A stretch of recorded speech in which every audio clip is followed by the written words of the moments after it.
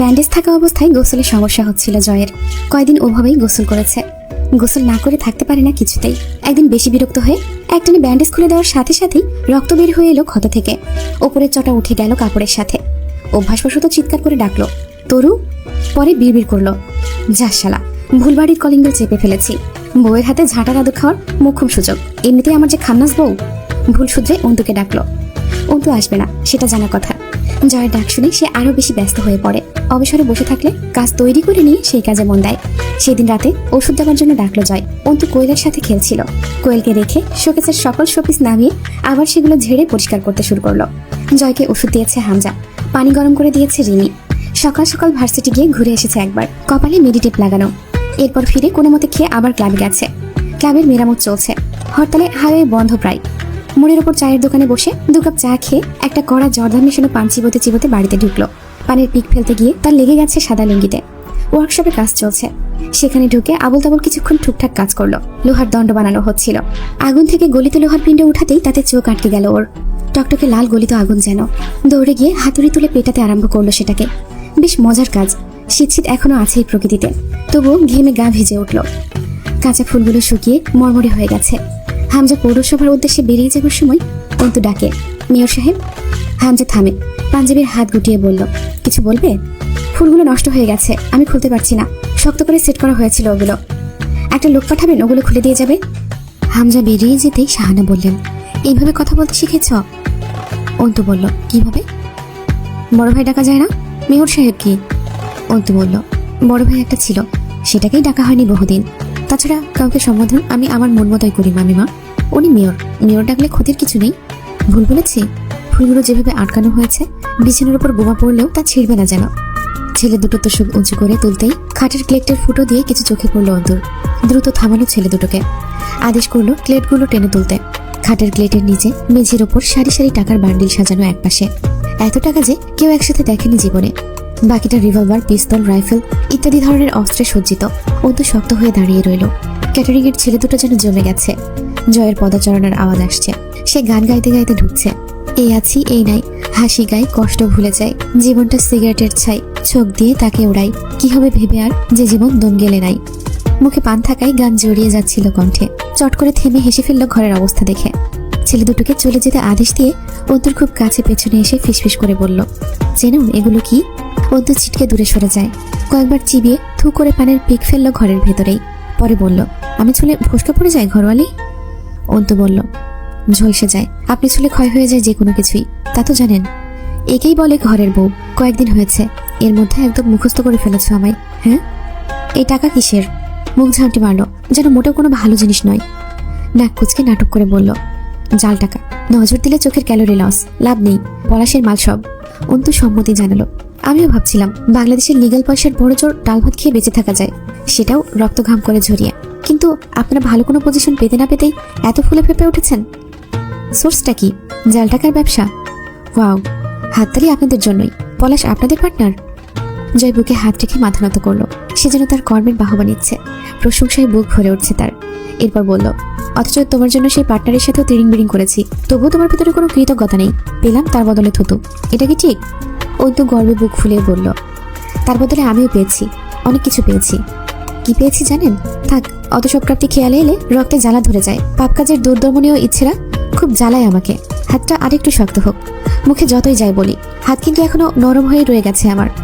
দাঁত কপাটি আটকে জয় বলল, থুতু কেন দিয়েছিলে আমায়? প্রথম থেকে শুরু করে পলাশ আমার সাথে যা যা করেছে আপনার সামনেই। আপনি বায়োস্কোপ দেখছিলেন? কথা কেড়ে নিল জয়। তুমি আশা করেছিলে আমার কাছে? আক্রোশে মুখ লাল হয়ে ওঠে অন্তর। এক মুহূর্তের জন্য আমি আপনাকে মানুষ ভাবতে চেয়েছিলাম সেই দিন।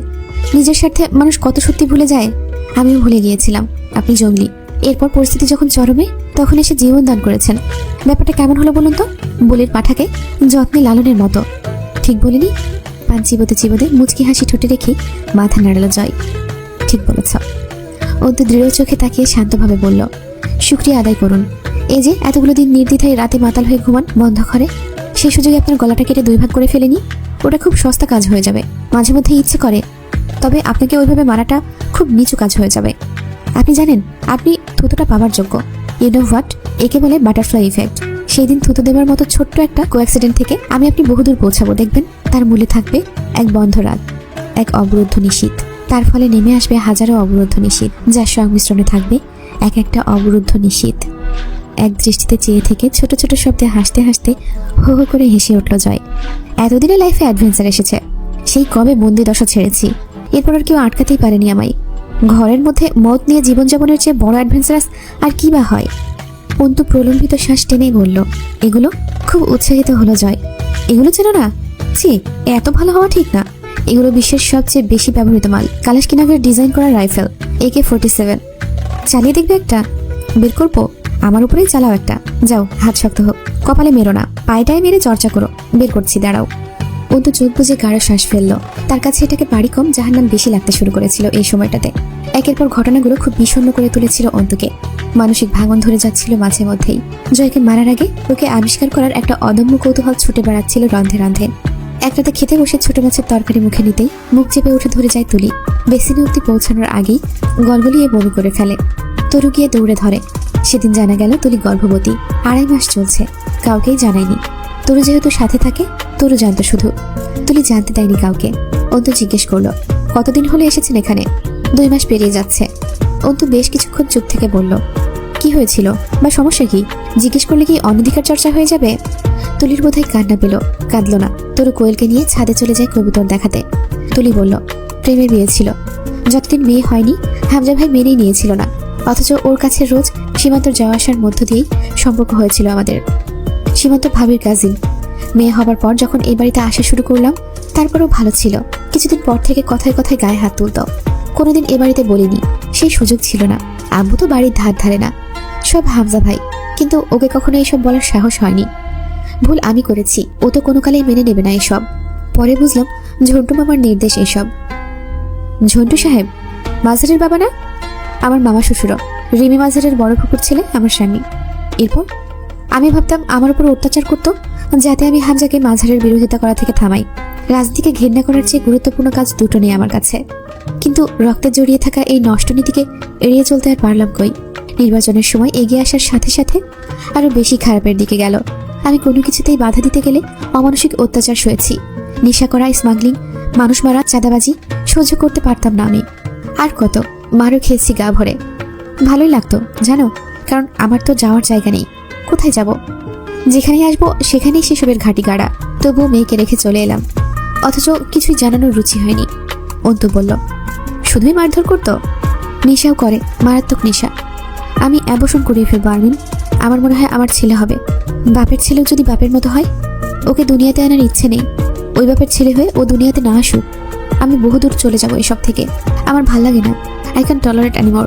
উত্তেজিত হয়ে উঠল তুলি। অন্তু দীর্ঘশ্বাস ফেলল। সাধারণ মানুষের কাছে এসব বেশ অজানা, অথচ উচ্চ শ্রেণীর মানুষের সমস্যাগুলো কেমন উচ্চ উচ্চ পর্যায়ের। এসবের মাঝে কি আছে?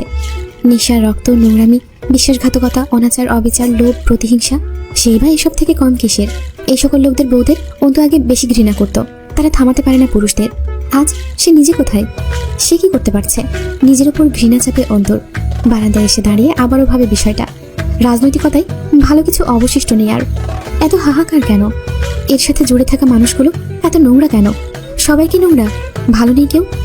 তুলির শরীরে অনেক দাগ দেখেছে অন্তু। সেসব দেখলেই অন্তুর মন চাই বউকে আঘাত করা পুরুষদের কেরোসিন ঢেলে পুড়িয়ে দিতে। পরে মনে পড়ল, তার সাথে কি হচ্ছে? সে জয়কে মেরে ফেলেছে। অন্তু চিটমিট করে উঠল নিজের ওপর বিতৃষ্ণায়। আজকাল নিজেকে সহ্য হয় না অন্তর। নাপাক, নির্লজ্জ, মর্যাদাহীন রাস্তার মেয়ে মনে হয়। মূল্যহীন পতঙ্গ বলে মাঝে মাঝেই ডেকে ওঠে নিজেকে। জয় বাড়িতে ঢুকে রুমে আসে না প্রথমে। ডাইনিং স্পেস পেরিয়ে উপরের স্টোরের দিকে যায়। বহুবার হামজা এবং হুমায়ুন সাহেবকেও যেতে দেখেছে অন্তু। নেশা করতে যায় নিশ্চয়ই তিনজনই। জায়গাটায় যাওয়ার রুচি আসেনি কখনো অন্তুর। এই বাড়িতে অনৈতিক কাজ হয়, সেটা সে ধরে ফেলেছে। পেপার পড়ে অন্তুর কাছে তার বিশদ ব্যাখ্যা করা আমজাদ সাহেবের স্বভাব ছিল। অস্ত্রের ব্যবসা নাকি রাজনীতিবিদের লেওয়াজ ছাড়া সন্ত্রাসটা করতে পারে না। অন্তু শুনেছে আব্বুর কাছে, কারণ প্রশাসন রাজনীতিবিদদের চেটে বাঁচে। প্রশাসনকে হাতে রেখে নিজেদের ধান্দা চালাতে রাজনীতিবিদদের যদি অল্প কিছু ভাগ দিলেই চলে, তো সন্ত্রাসটা সংসদের এই জিহ্বা বের করে শ্বাস নেওয়া কুকুরগুলোকে হাতছাড়া করবে কোন দুঃখে? এই পাটোয়ারি বাড়িটি হলো একটা অস্ত্র সংরক্ষণাগার, জাল টাকার বাক্স, শয়তানের নিরাপদ বাসস্থান। অন্তুর দমফাটা হাসি আসে এসব ভাবলে। আরে কি বুদ্ধি এদের! প্রশাসনের সাহস কি যে কোনো পলিটিশিয়ানের বাড়িতে হানা দেবে? রেড মারে, তল্লাশি চালায়। সর্ষের মধ্যেই ভূত। সেই সর্ষে দিয়ে দেশের ভূত ছাড়াতে গেলে ব্যাপারটা যেমন হওয়া উচিত তেমনই হচ্ছে। সেইভাবেই পরিচালিত হচ্ছে স্বাধীন বাংলা, জয় বাংলা। পুলিশ ফাঁড়িতে ড্রাগ, অস্ত্র, নারী, শিশু পাচারের কারখানা। এমন কাহিনী পুরনো। সাথে এটাও পুরনো যে সাদা খানদানি পোশাকে আবৃত জনতারোধী নেতাগোছের মানুষগুলোর শতভাগ নিরাপত্তা নিশ্চিত বাড়িগুলোই এই কাজে ব্যবহৃত হয়। অন্তু ভুল ঠিকানায় চলে এসেছে, অথবা হতে পারে ভুল ঠিকানাকে সঠিক করে তুলতে জানটা হারাতে হয়। জয় মদ গেলে সোফায় বসে এক প্যাক করে ঢালে, গ্লাস উঁচিয়ে ধরে অন্তুকে বলে, এক সিপ নেবে? অন্তু বলে, আপনি ওভারডোজ খেয়ে মরে যান তো প্লিজ। জয় গম্ভীর হয়ে বলল, আমি মরলে তোমার কোনো লাভ নেই। অন্তু তাচ্ছিল্য করে হাসে। লাভ? গাঢ় চোখে তাকিয়ে বলল, মানুষের মতো দেখতে আপনার মতো জঙ্গলি পশুগুলো আরো কত মানুষের অমানুষ হয়ে ওঠার কারণ। দেখেছেন কতটা নিচে নামিয়েছেন আপনি আমায়? কারো মৃত্যু কামনায়ও কি অদ্ভুত সুখ পাচ্ছি। দিন দিন ঠিক আপনার মতোই রক্তচোষায় পরিণত হচ্ছি। জয় হেসে ফেলল। আমার মৃত্যু কামনা করার লোকের অভাব নেই। অত ভিড়ের মধ্যে তোমার নামটা নিমিশেই হারিয়ে যাবে। অন্য কিছু কামনা করো। এই যেমন ধরো পঙ্গু হয়ে যাওয়া, কুষ্ঠরোগে আক্রান্ত হওয়া, প্যারালাইজড হয়ে পড়ে থাকা, এইসব। দুই চুমুক গিলে আবার বলল, আর বললেই তো আর এখনই মরে যাওয়া যায় না। কয়েকদিন পর মরবো, কিছু কাজ বাকি। অন্তু বলল, কয়দিন পর কেন? তুমি আর কয়দিন বেঁচে থাকো। আমাকে সাথে নিয়ে মরবেন নাকি? নয়তো পরে আবার আমি মরার পর আমার সম্পত্তি নিয়ে অন্য কারোর সাথে ভেগে যাও। আপনার কোনো কিছুকেই কিছু মনে হয় না, না? All is well, all things আর নর্মাল, ফাইন। জয় মাথা দুলিয়ে গানের তালে তালে নাচার মতো চোখ বুজে হাসলো। অভিজ্ঞতা বেশি তো, বহুত কিছু ঘটেছে আমার সাথে। চোখ মারলো অন্তুকে, এরপর হো হো করে হেসে ফেললো। জয়ের পুরো শরীরে বৃষ্টি সব দাগ আছে। গোসল করে যখন খালি গায়ে বের হয়, উন্মুক্ত দেহটা কি যে ভয়ঙ্কর লাগে দেখতে। অত ভয়ানক দাগ কিভাবে হয়েছে তা মেলাতে পারে না অন্তু। জিজ্ঞেস করলো, শরীরের দাগগুলো কিসের? জয় বাচ্চাদের মতো অন্তুকে মুখ ভ্যাংচালো। কিসের দাগ ওগুলো? বেশ ভাব নিয়ে বলল, স্পেশাল ট্যাটু। এই ট্যাটুগুলো শরীরে ক্ষুধা হবার জন্য যা সময় লেগেছিল না, উফ। রসিকতা করে উচ্চারণ করলো কথাটা। ভ্রু নাচিয়ে বলল, ভালো না? অন্তু আবারও খেয়াল করে চটা ধরা ডান ভ্রু চুলের ভেতরে একটা গভীর ক্ষত আছে জয়ের। কাছে না গেলে খেয়াল করা যায় না। বিয়ের পর বিষয়টা নজরে এসেছে, সেদিকে তাকিয়ে বলল, সকালে উঠে সারাদিন আবার বহু পাপ করতে হবে আপনার। আপনার বোধহয় মাথায় চড়ে গেছে, শুয়ে পড়ুন। জয় হাসলো। 2-4 বোতলেও চড়বে না। এই মদশালাও ভীষণ ধরিবাজ। মাতাল হবার জন্যই খাই, এত টাকা খরচ করে কিনি, অথচ মাতাল করে না। তোমার মতোই। বিয়ে করলাম, দিনমোহর বাবদ নাকি টাকা দিতে হবে, আবার বসে বসে খাওয়াচ্ছি 3 বেলা, পোশাক যাবতীয় খরচা দিচ্ছি। কোনো কামে তো আসোই না, আবার একটু কাছে গেলেই কারেন্ট লাগা রোগীর মতো ঝিরঝির করে ওঠো। Loss project. অন্তু বিছানায় জয়ের দিকে মুখ করে শুয়ে গায়ে চাদর তুলে নিয়ে বলল, খুন করেছেন কয়টা? বেশি না। প্রথমটা কবে করেছিলেন? জয় ঘাড় মাসাজ করতে করতে বিড়বিড় করলো, শালি ইন্টারভিউ নিতে বসে গেছে রাত্রিবেলা। বদন ধরে কয়েক ঢোক গিরে বলল, 2001-এ সম্ভবত। বয়স তখন 15 বছর আমার, যতদূর সম্ভব। ক্লাস 10-এ ছিলাম আমি। অন্তু ভ্রু কুচকালো। 2002-এর সংসদে বিরোধী দল আর উপদেষ্টার ভূমিকায় ছিল জামাতে ইসলামী। সে সময় জয় কাকে খুন করেছে? 15 বছরের মানুষ খুন। আর কি কি করে রেখেছে জয় আমির। বেলা না পেরোলে ঘুম ভাঙে না জয়ের। অন্তু সকাল সকাল উঠে রান্নাঘরে গিয়ে দেখে রিমি আর কাজের মহিলা রান্না করছে। রিমি বলল, আরমিন, জয় ভাইয়ার বাগানে লেবু গাছ আছে, কয়েকটা লেবু ছিঁড়ে এনে দিন। সাবমার্সিবল অন করে জগগুলোতে পানি ভরে নিন। মেয়র পৌরসভায় যাবে। ডাইনিং রুমে তরু বসেছিল, মটরশুঁটি ভাঙছে এক মনে। অন্তু গিয়ে কিছুটা তুলে নিয়ে বলল, তোমার আমার উপরে রাগ অথবা ঘেন্না কোনটা বেশি প্রকট? মুখ না তুলে তরু বলল, কোনোটারই অধিকার নেই। অন্তু বলল, রাগ, ঘৃণা, পছন্দ, ভালোবাসা এসবের জন্য অধিকার লাগে না। অধিকার অভিমান, অনুরাগ, অনুযোগ, অভিযোগের জন্য লাগে। তোমার অনুভূতি আমার ওপর অভিমান টাইপের না, ঘৃণা টাইপের হবে কিছু। তরু চোখ তুলল, কারণ নেই কোনোটার। তবুও তা কেন মনে হলো? অন্তু অদ্ভুতভাবে হাসলো। চোখ লুকাতে খুব কাঁচা, অদক্ষ তুমি। তরুর চোখে এবার পানি উপচে পড়তে চায়। পানি যেন সবসময় সেখানে মজুদই থাকে। অন্তু সামনে এলে তারা বাঁধ ভাঙে। অন্যের প্রান্তটা মাথার ওপর তুলে আঁচল হাতে ধরে বেরিয়ে যায় অন্তু। টুপ করে 1 ফোঁটা পানি পড়ে তরুর চোখ বেয়ে। বাগানটা বেশি বড় না, ফুল গাছ নেই। এই বাড়িতে ফুল বোধহয় কারো পছন্দ না। 3টা লেবু পেড়ে আর একটু এগিয়ে যেতেই একটা লোহার গেট। অন্তু ভ্রু কুচকায়। প্রাচীর ঘেরার জায়গাটার শেষ প্রান্তে গেলেই ওয়ার্কশপের বিশাল এরিয়ার দেয়াল। তাহলে বাড়ির পেছন দিকে এটা কিসের দরজা? বাড়ির নকশাটাই অদ্ভুত। বেশ কিছুক্ষণ ঘুরে ফিরে দেখেও কোনো সমাধান বা নকশা আয়ত্তে এলো না। 2-3টা ঝাঁকি দিয়েও লাভ হলো না। বাইরে থেকে তালা মারা নয়, অর্থাৎ ভেতর থেকে আটকানো। এখানেও আবার কেউ থাকে নাকি? আনমনে পেছন ফিরতেই থমকে দাঁড়ালো অন্তু। হামজা জিজ্ঞেস করলো, এখানে কি করছো? অন্তু বলল, এত নিঃশব্দে তো বিড়ালও পা ফেলতে পারে না মেয়র সাহেব, তার উপর শুকনো পাতার উপর দিয়ে হেঁটে এসেছেন। হামজা বলল, আরো অনেক কিছু পারি আমি, আপাতত তোমার ধারণাও সেই অবধি পৌঁছায়নি। বলাই বাহুল্য, অভিজ্ঞ মানুষদের কথাই আলাদা। আমার পিছু নিয়ে এসেছেন? তুমি নিজেকে খুব দক্ষ গোয়েন্দা ভাবছ? সূক্ষ্ম হাসলো হামজা। অন্তু বলল, ওহু, কৌতূহলী হয়ে পড়েছি আপনাদের বাড়িতে এসে। হামজা বলল, কৌতূহলী বিড়ালের সামনে ফাঁদ ছাড়া অন্য কিছু থাকার সম্ভাবনা খুব কম। অন্তু বলল, বিড়ালকে ফাঁদে ফেলার এমন কি দরকার? হামজা বলল, মাছ না খেয়ে যায়। অন্তু হেসে ফেলল, আপনি কি ভয় পাচ্ছেন আমায় মেয়র সাহেব? হামজা বলল, তুমি কি হালকাভাবে নিচ্ছ আমায়? অন্তু বলল, ছি, এত বড় ভুল আমি কখনোই করব না। হামজা বলল, এই যে নজরদারি, এটা তো মস্ত বড় ভুল। অন্তু বলল, ভুল জীবনের চালিকা শক্তি। যে ভুল করতে ভুলে যায় তার জীবন ওখানেই থেমে যায়। ভুলের পেছনে ছুটেই তো আমরা পরিণতিতে পৌঁছাই। হামজা এবং অন্তুর একটা দুর্জেয় দৃষ্টি বিনিময় হয়।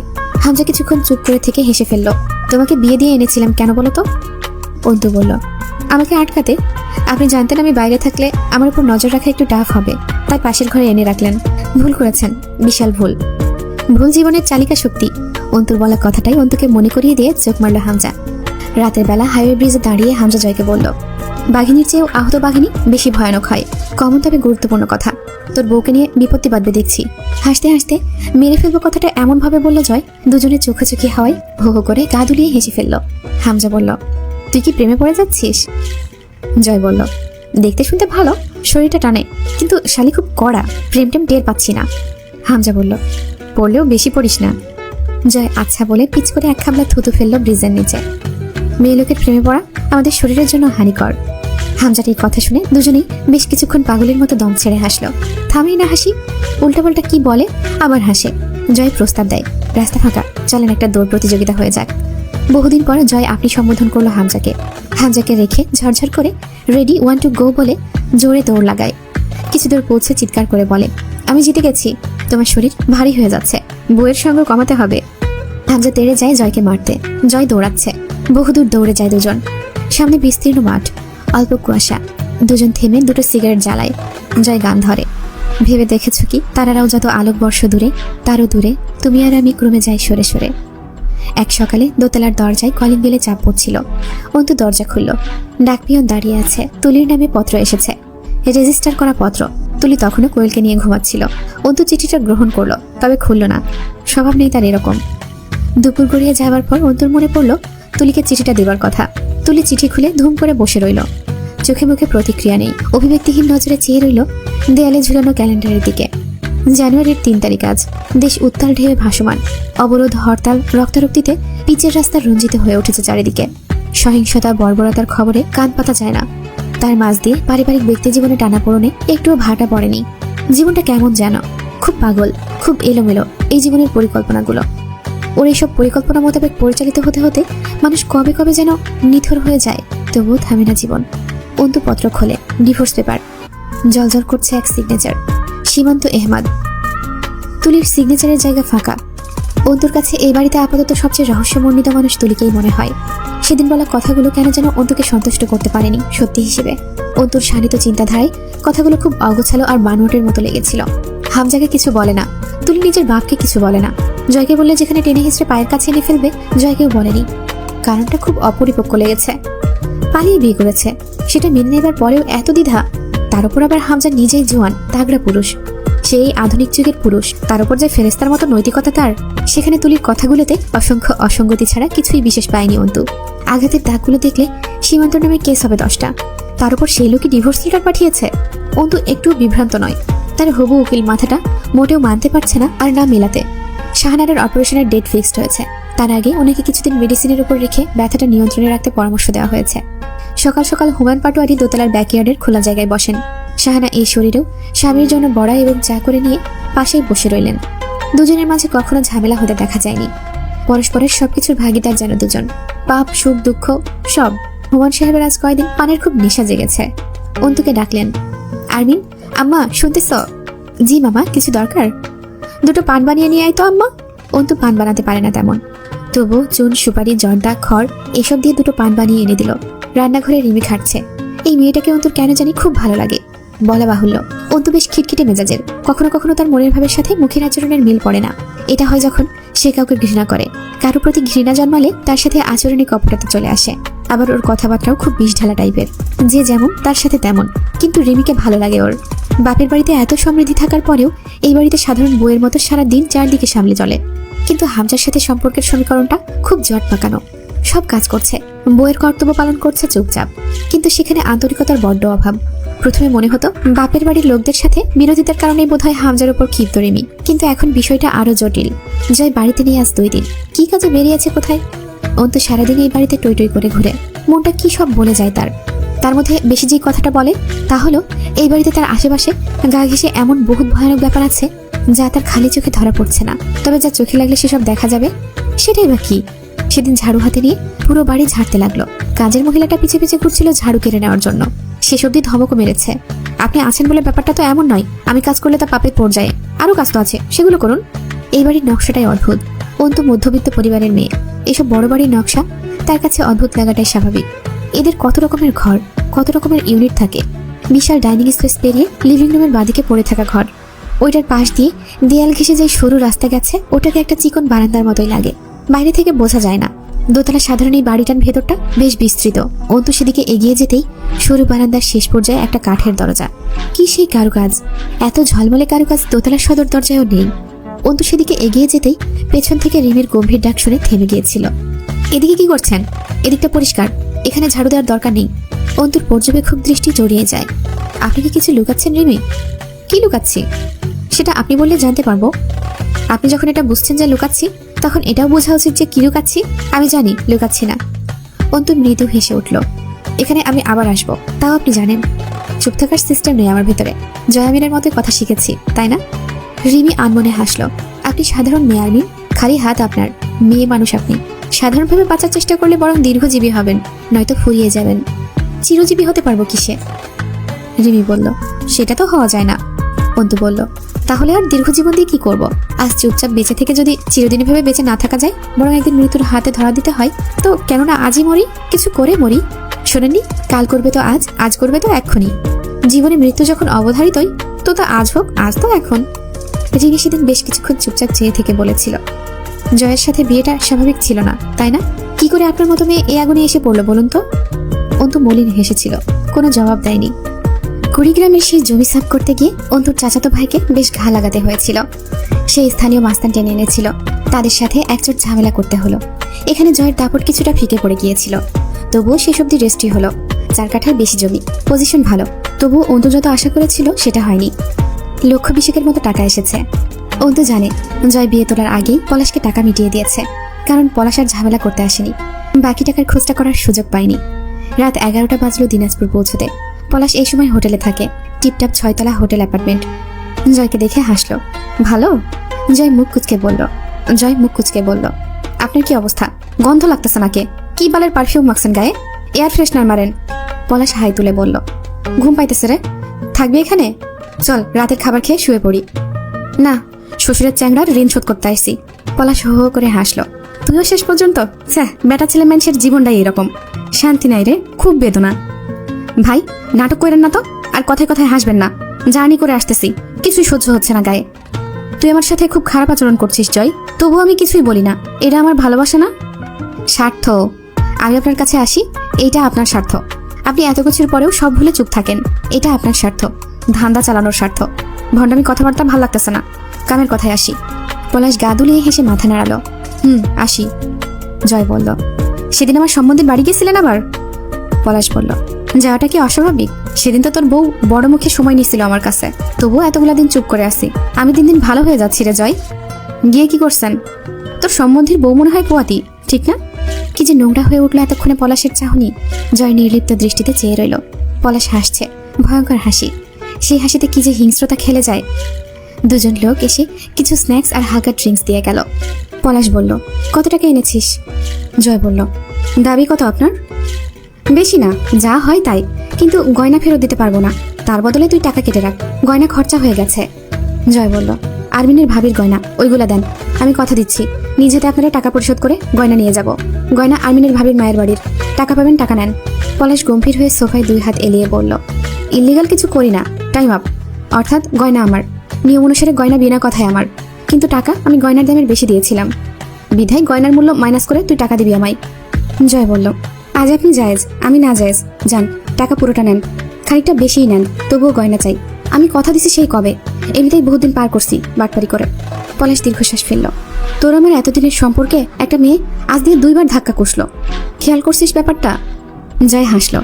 খালি আমার আপনার না, ও আমার সাথে আরো অনেকের সাথে আরো অনেকের নড়িয়ে চড়িয়ে রেখে দিয়েছে, তবুও ওর মনে হয় ও কিছুই করেনি, ওর হাত শক্ত হয়নি।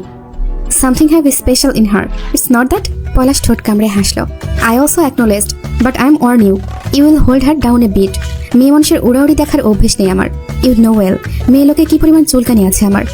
জয় ঢকঢক করে 2 গ্লাস পানি খেলো, হাতের কবজি দিয়ে বাচ্চাদের মতো মুখটা মুছে বলল, আপনি আর্মিনের বাপের বাড়ি থেকে নিজেকে গুটিয়ে রাখুন, তাতেই চলবে, বাকিটা আমি সামলে নেব।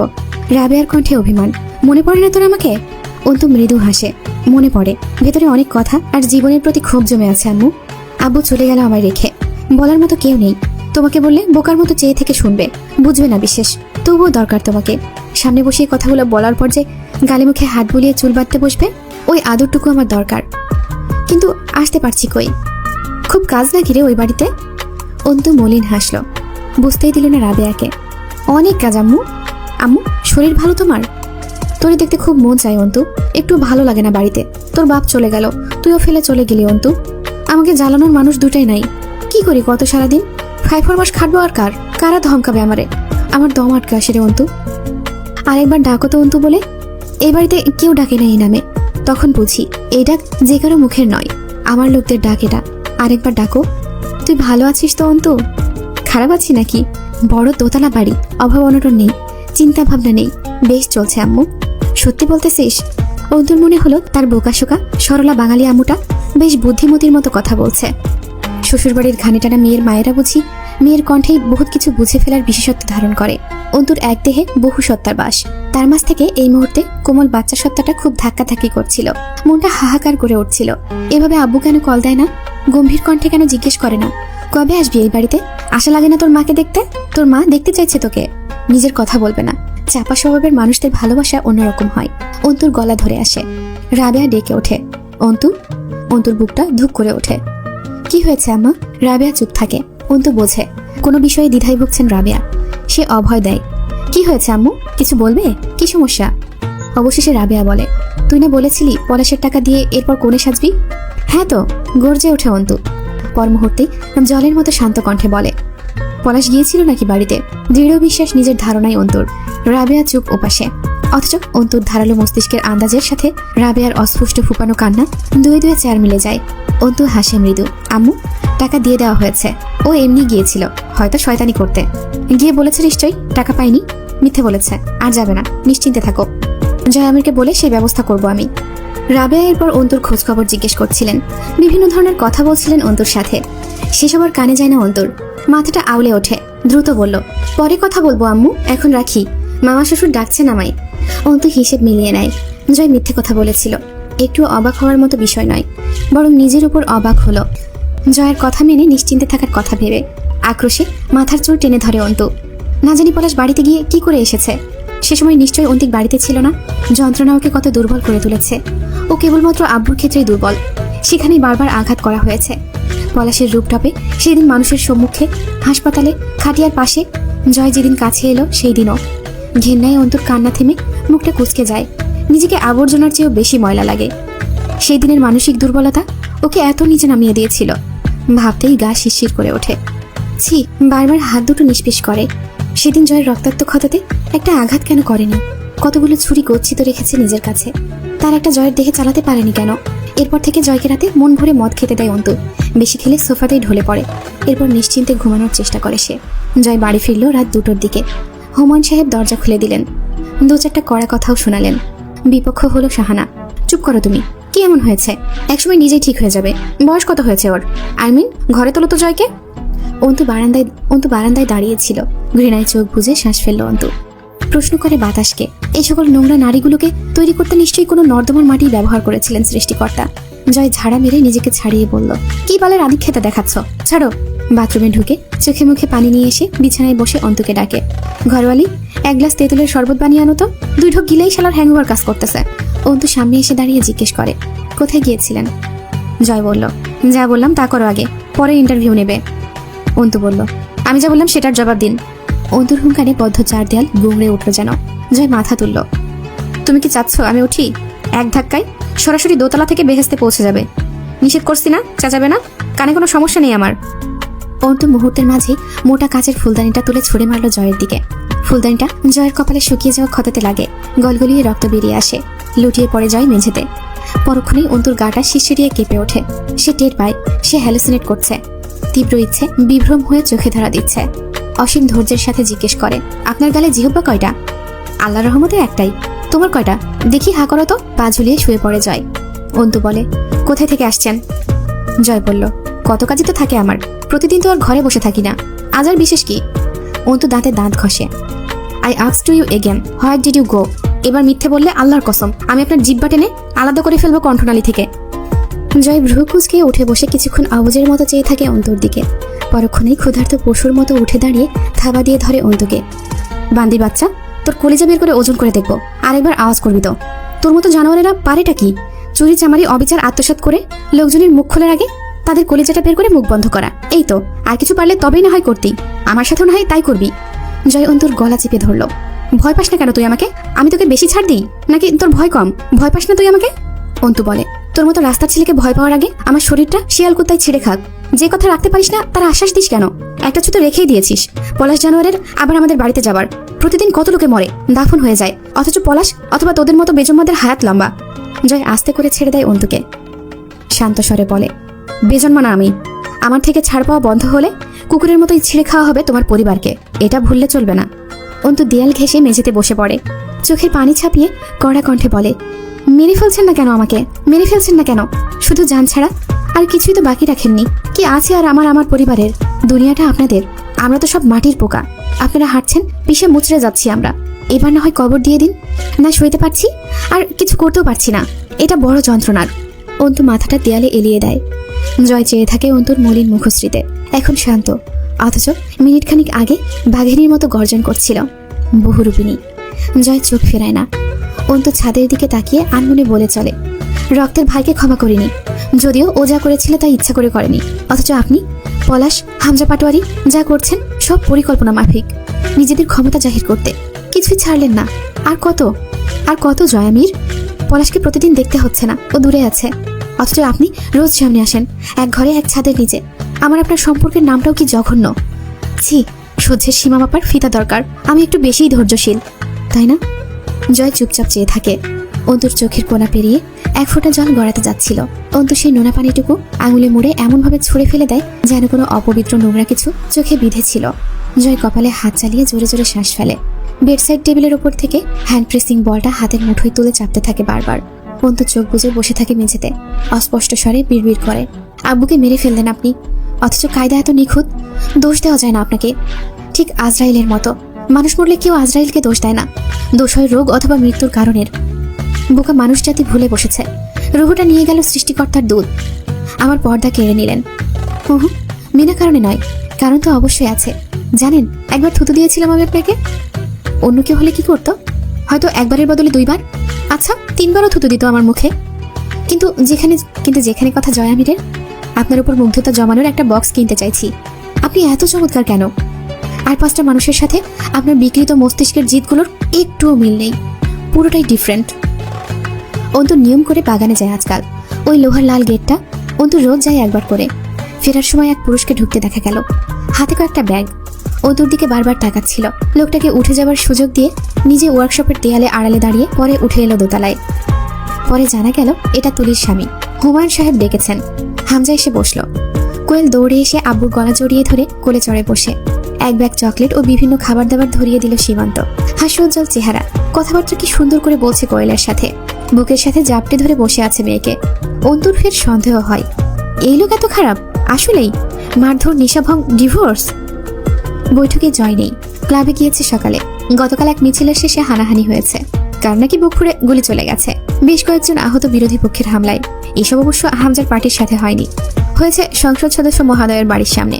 সেখান থেকে জয় যাবে ভার্সিটিতে, সুতরাং সে এই বৈঠকে নেই, বরাবরের মতোই।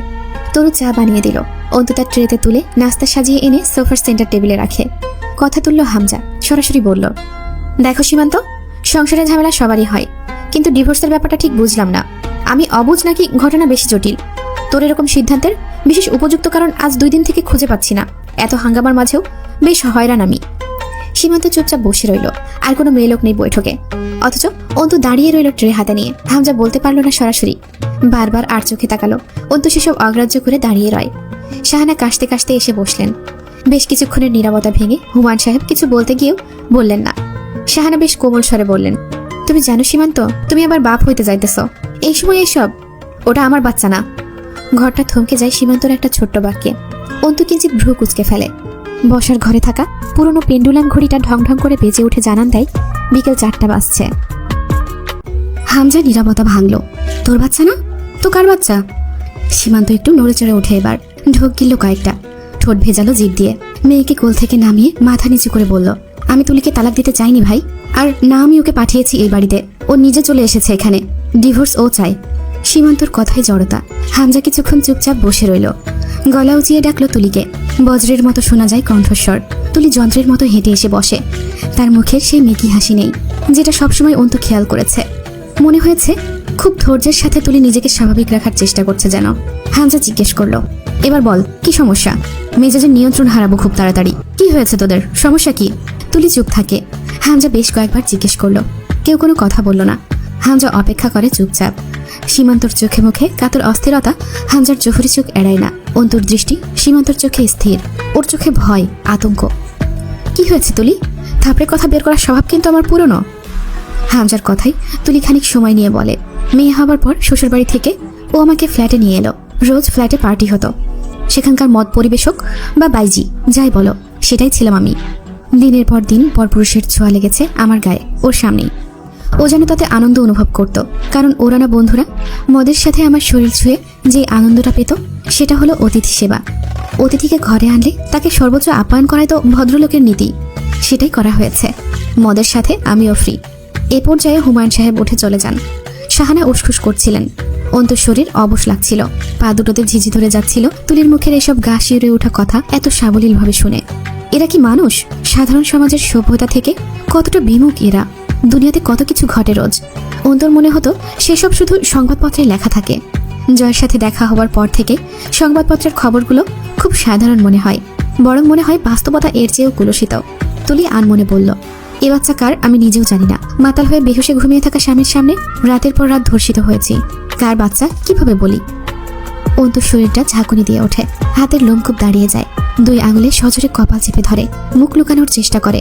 এরপর যা হবে তা আশাতীত ছিল। হামজা বেশ কিছুক্ষণ চুপচাপ মেঝের দিকে চেয়ে থাকলো। সীমান্তের শরীরটা ঘেমে চুইয়ে পড়ছিল। চোখ মুখে নিদারুণ কাকুতি। ভদ্রলোকের পোশাক ও চালচলনের মাঝেও চোখ দুটো লাল। অর্থাৎ এখনো বোধহয় নেশার প্রভাব আছে শরীরে। নীরব ঘরটাই ওর হৃদস্পন্দন কানে ধরার মতো। হামজা ঝুঁকে পড়ে সেন্টার টেবিলের পাদানি থেকে চপ্পড় তুলে নিল। পশুর মাংস ছাড়ানোর কাজে ব্যবহৃত হয় এই অস্ত্র।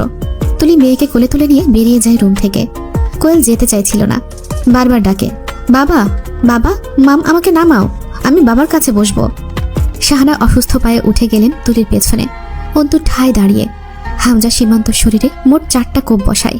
তার সাদা টি শার্টের সামনের দিকটা নতুন রঙের রঙিন হয়ে ওঠে। অন্তু চোখ ফেরায় না। তার হাতের কবজির উপরে ছিটে এসে লাগে গরম তরতরে তরল রক্ত। এভাবে সে কোরবানির ঈদে বাড়ির সামনে কত কষাইকে গোটা গরু জবাই করে মাংস বানাতে দেখেছে। হামজাকে একজন দক্ষ কষাইয়ের মতো লাগছিল। পুরো হাতে মুখে রক্ত। চাপ্পড়ের ধারালো প্রান্ত ঢেকে গেছে রক্তে। সোফা থেকে এলিয়ে পড়ে সীমান্তর দেহটা। পুরোপুরি পড়ে যাওয়ার আগেই রক্তাক্ত চাপড়টা বগলে গুজে সীমান্তর দেহটাকে ভালোভাবে যত্ন করে সোফায় হেলান দিয়ে বসায়। ঘাড়ে 2টো কোপ লেগেছে। প্রথমটাতে মৃত্যু নিশ্চিত। তারপরেও আঘাতগুলো করার সময় হামজার মুখে এক প্রকার তৃপ্তি খোঁজার আভাস পাওয়া যায়। সোফায় বসে কোনো নম্বরে ডায়াল করে স্পিকার লাউড করে বেসিনের দিকে যায়। তৃপ্তি করে খাবার পরে মানুষ যেভাবে হাত ধয় সেভাবেই পানি গড়িয়ে হাত ধয়। চাপ্পড়ে লেগে থাকা রক্তগুলো ধুয়ে এনে ফোন কানে নিয়ে বলে, কয়েকজন ছেলেকে পাঠা। হামজা সোফায় মাথা এলিয়ে বসে থাকে। দাঁড়িয়ে থাকে অন্তু। তার সীমান্তর মৃত্যুর জন্য খারাপ লাগছে না, খুব ভালো লাগছে। হামজার ভূমিকাটাও ভালো লাগছে আজ প্রথমবারের মতো। স্বামী হিসেবে সীমান্ত যা করেছে তার প্রেক্ষিতে ভিকটিম হিসেবে তুলি ও তার বড় ভাই হিসেবে হামজা আজ যা করলো তা অন্তুর ভেতরে দারুণ এক শক্তি ও মুগ্ধতা কাজ করাচ্ছিল। এভাবেই যদি এই জাতের সকল পুরুষ বলি হতো, এমন পুরুষদের সংখ্যা ভয়ে হলেও বেশ কমে আসতো। খুব ভালো লাগছিল সীমান্তর ঘাড় বেয়ে জমাট বাঁধা রক্তের ওপর দিয়ে গড়িয়ে পড়া নতুন রক্তের প্রবাহ দেখতে। আর 2-1 বার জীবিত করে আরো 2-3 বার এভাবে মারলে অন্তু ঠিক এইরকমই তৃপ্তি পেত জানো। কিন্তু আফসোস এক জায়গায়, এভাবে অন্তু জয়কে মারতে পারেনি। মান সম্মানহানি মানুষ হত্যার সমান, যেটা জয় করেছে হামজা সেটাকে সাপোর্ট দিয়েছে।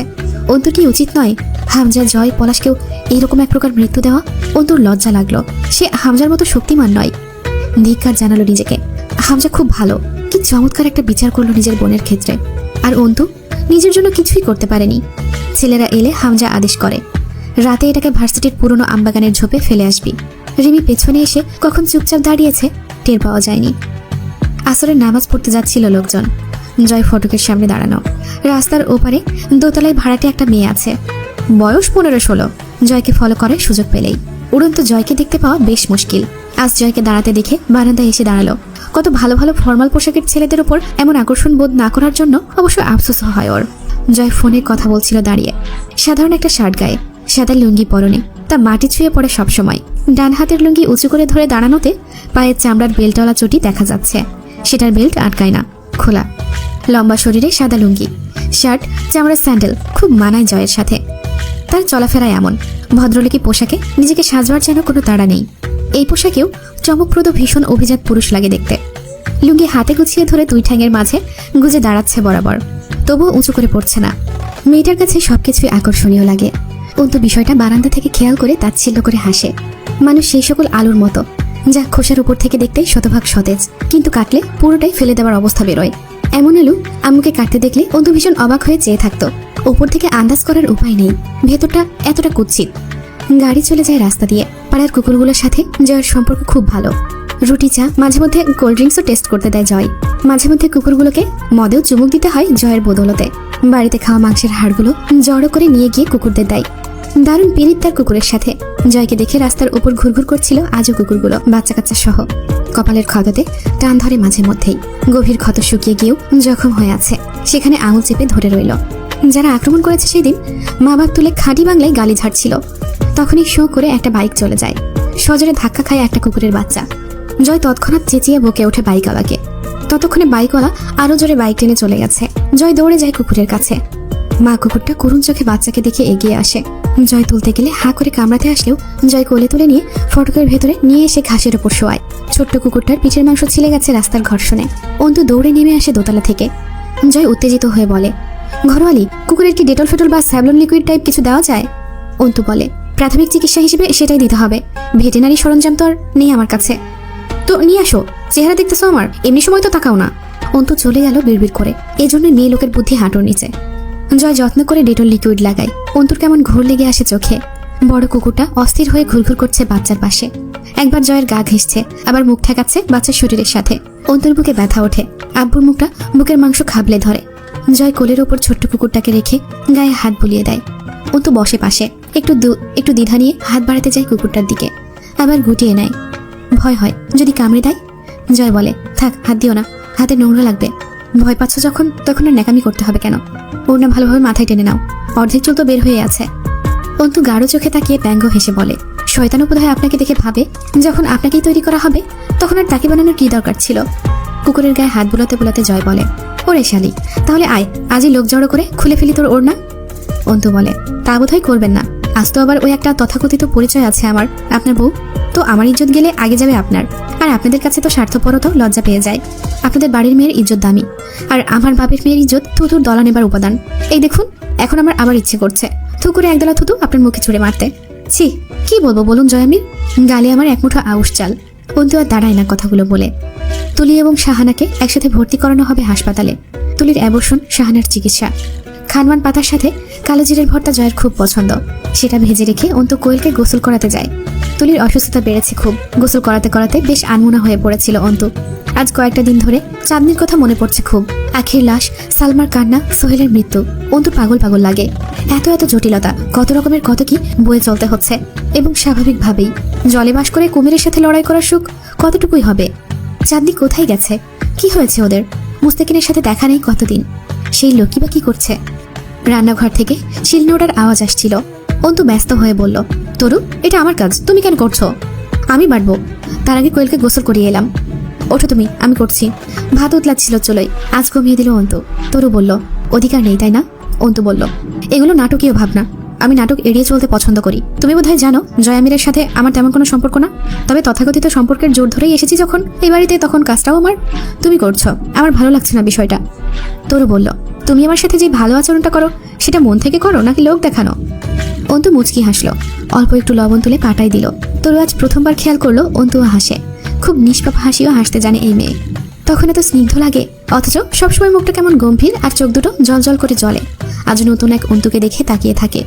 অন্তু হাসি ঠোঁটে রেখে বলে, আব্বু কি বলতো জানো? আব্বু বলতো, তুমি একটি স্বতন্ত্র আয়না হও।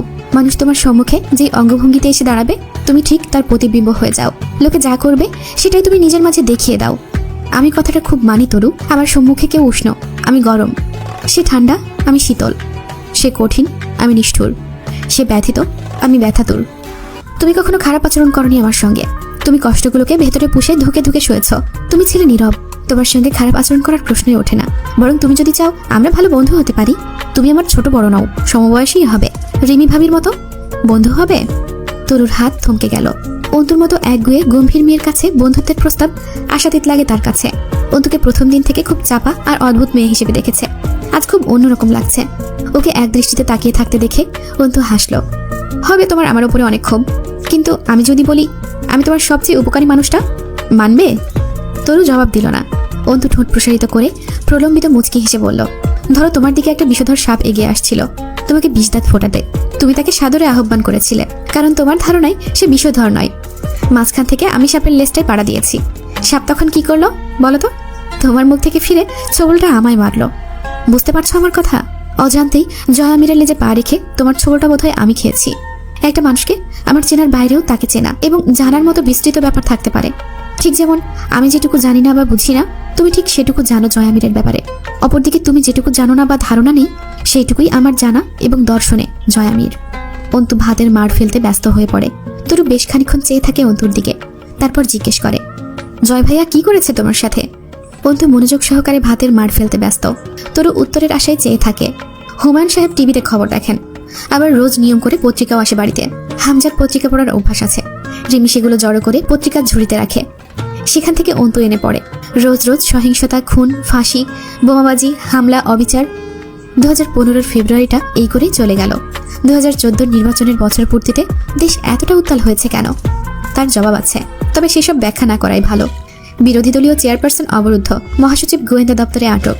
তাদের রুখতে প্রশাসনের সাথে সাথে রাজনৈতিক কর্মীরাও সমান তাল দিয়েছে। অন্তু ভাবে, এর মাঝে কি জয় হামজা নেই? এরা বিরোধী দলকে থামাতে কিছু করে না? গাড়ি ভাঙচুর, আগুন দেওয়া, অবরোধ চলছে তো চলছেই। প্রশাসনের চেয়ে এগিয়ে আছে রাজনীতিবিদরা। তারা প্রতিরোধে নেমেছে। কয়েকটা দিন জয় হামজাকে দিনরাত এক করেও বাড়িতে পাওয়া যায় না। মিছিল যায়, অন্তু তা ঘর থেকে বসে শোনে। জয় ফুরুত করে আসে, গালে মুখে কয়েকটা মুঠো গিলে পোশাক পরিবর্তন করে বেরিয়ে পড়ে। কোথায় যায়, কি করে সেসবের খবর নেই। মহা ব্যস্ত তারা। বিরোধী দলকে রুখতে তাদের পায়ের সুতো ছিঁড়ছে। এতে কিছু না, এরা মরল বাঁচল সবই এদের হাতের কামাই। শিকার সাধারণ মানুষ। রাস্তায় নিরাপত্তা নেই, চলাচলে শান্তি নেই। সারাক্ষণ আতঙ্কে রাস্তাঘাট জর্জরিত। এই বুঝিয়ে আগুন জ্বলে উঠল। লেগে গেল মারামারি। পুলিশ এলো, কয়েকটা লোককে গ্রেপ্তার করে নিয়ে চলে গেল।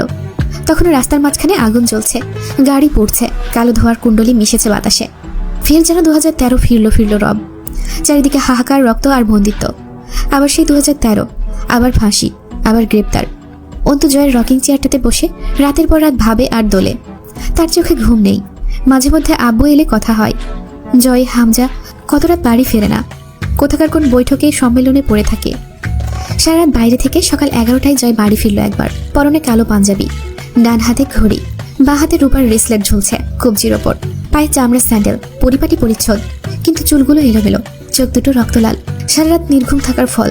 মুখটা গাম্ভীর্যে ছেয়ে আছে।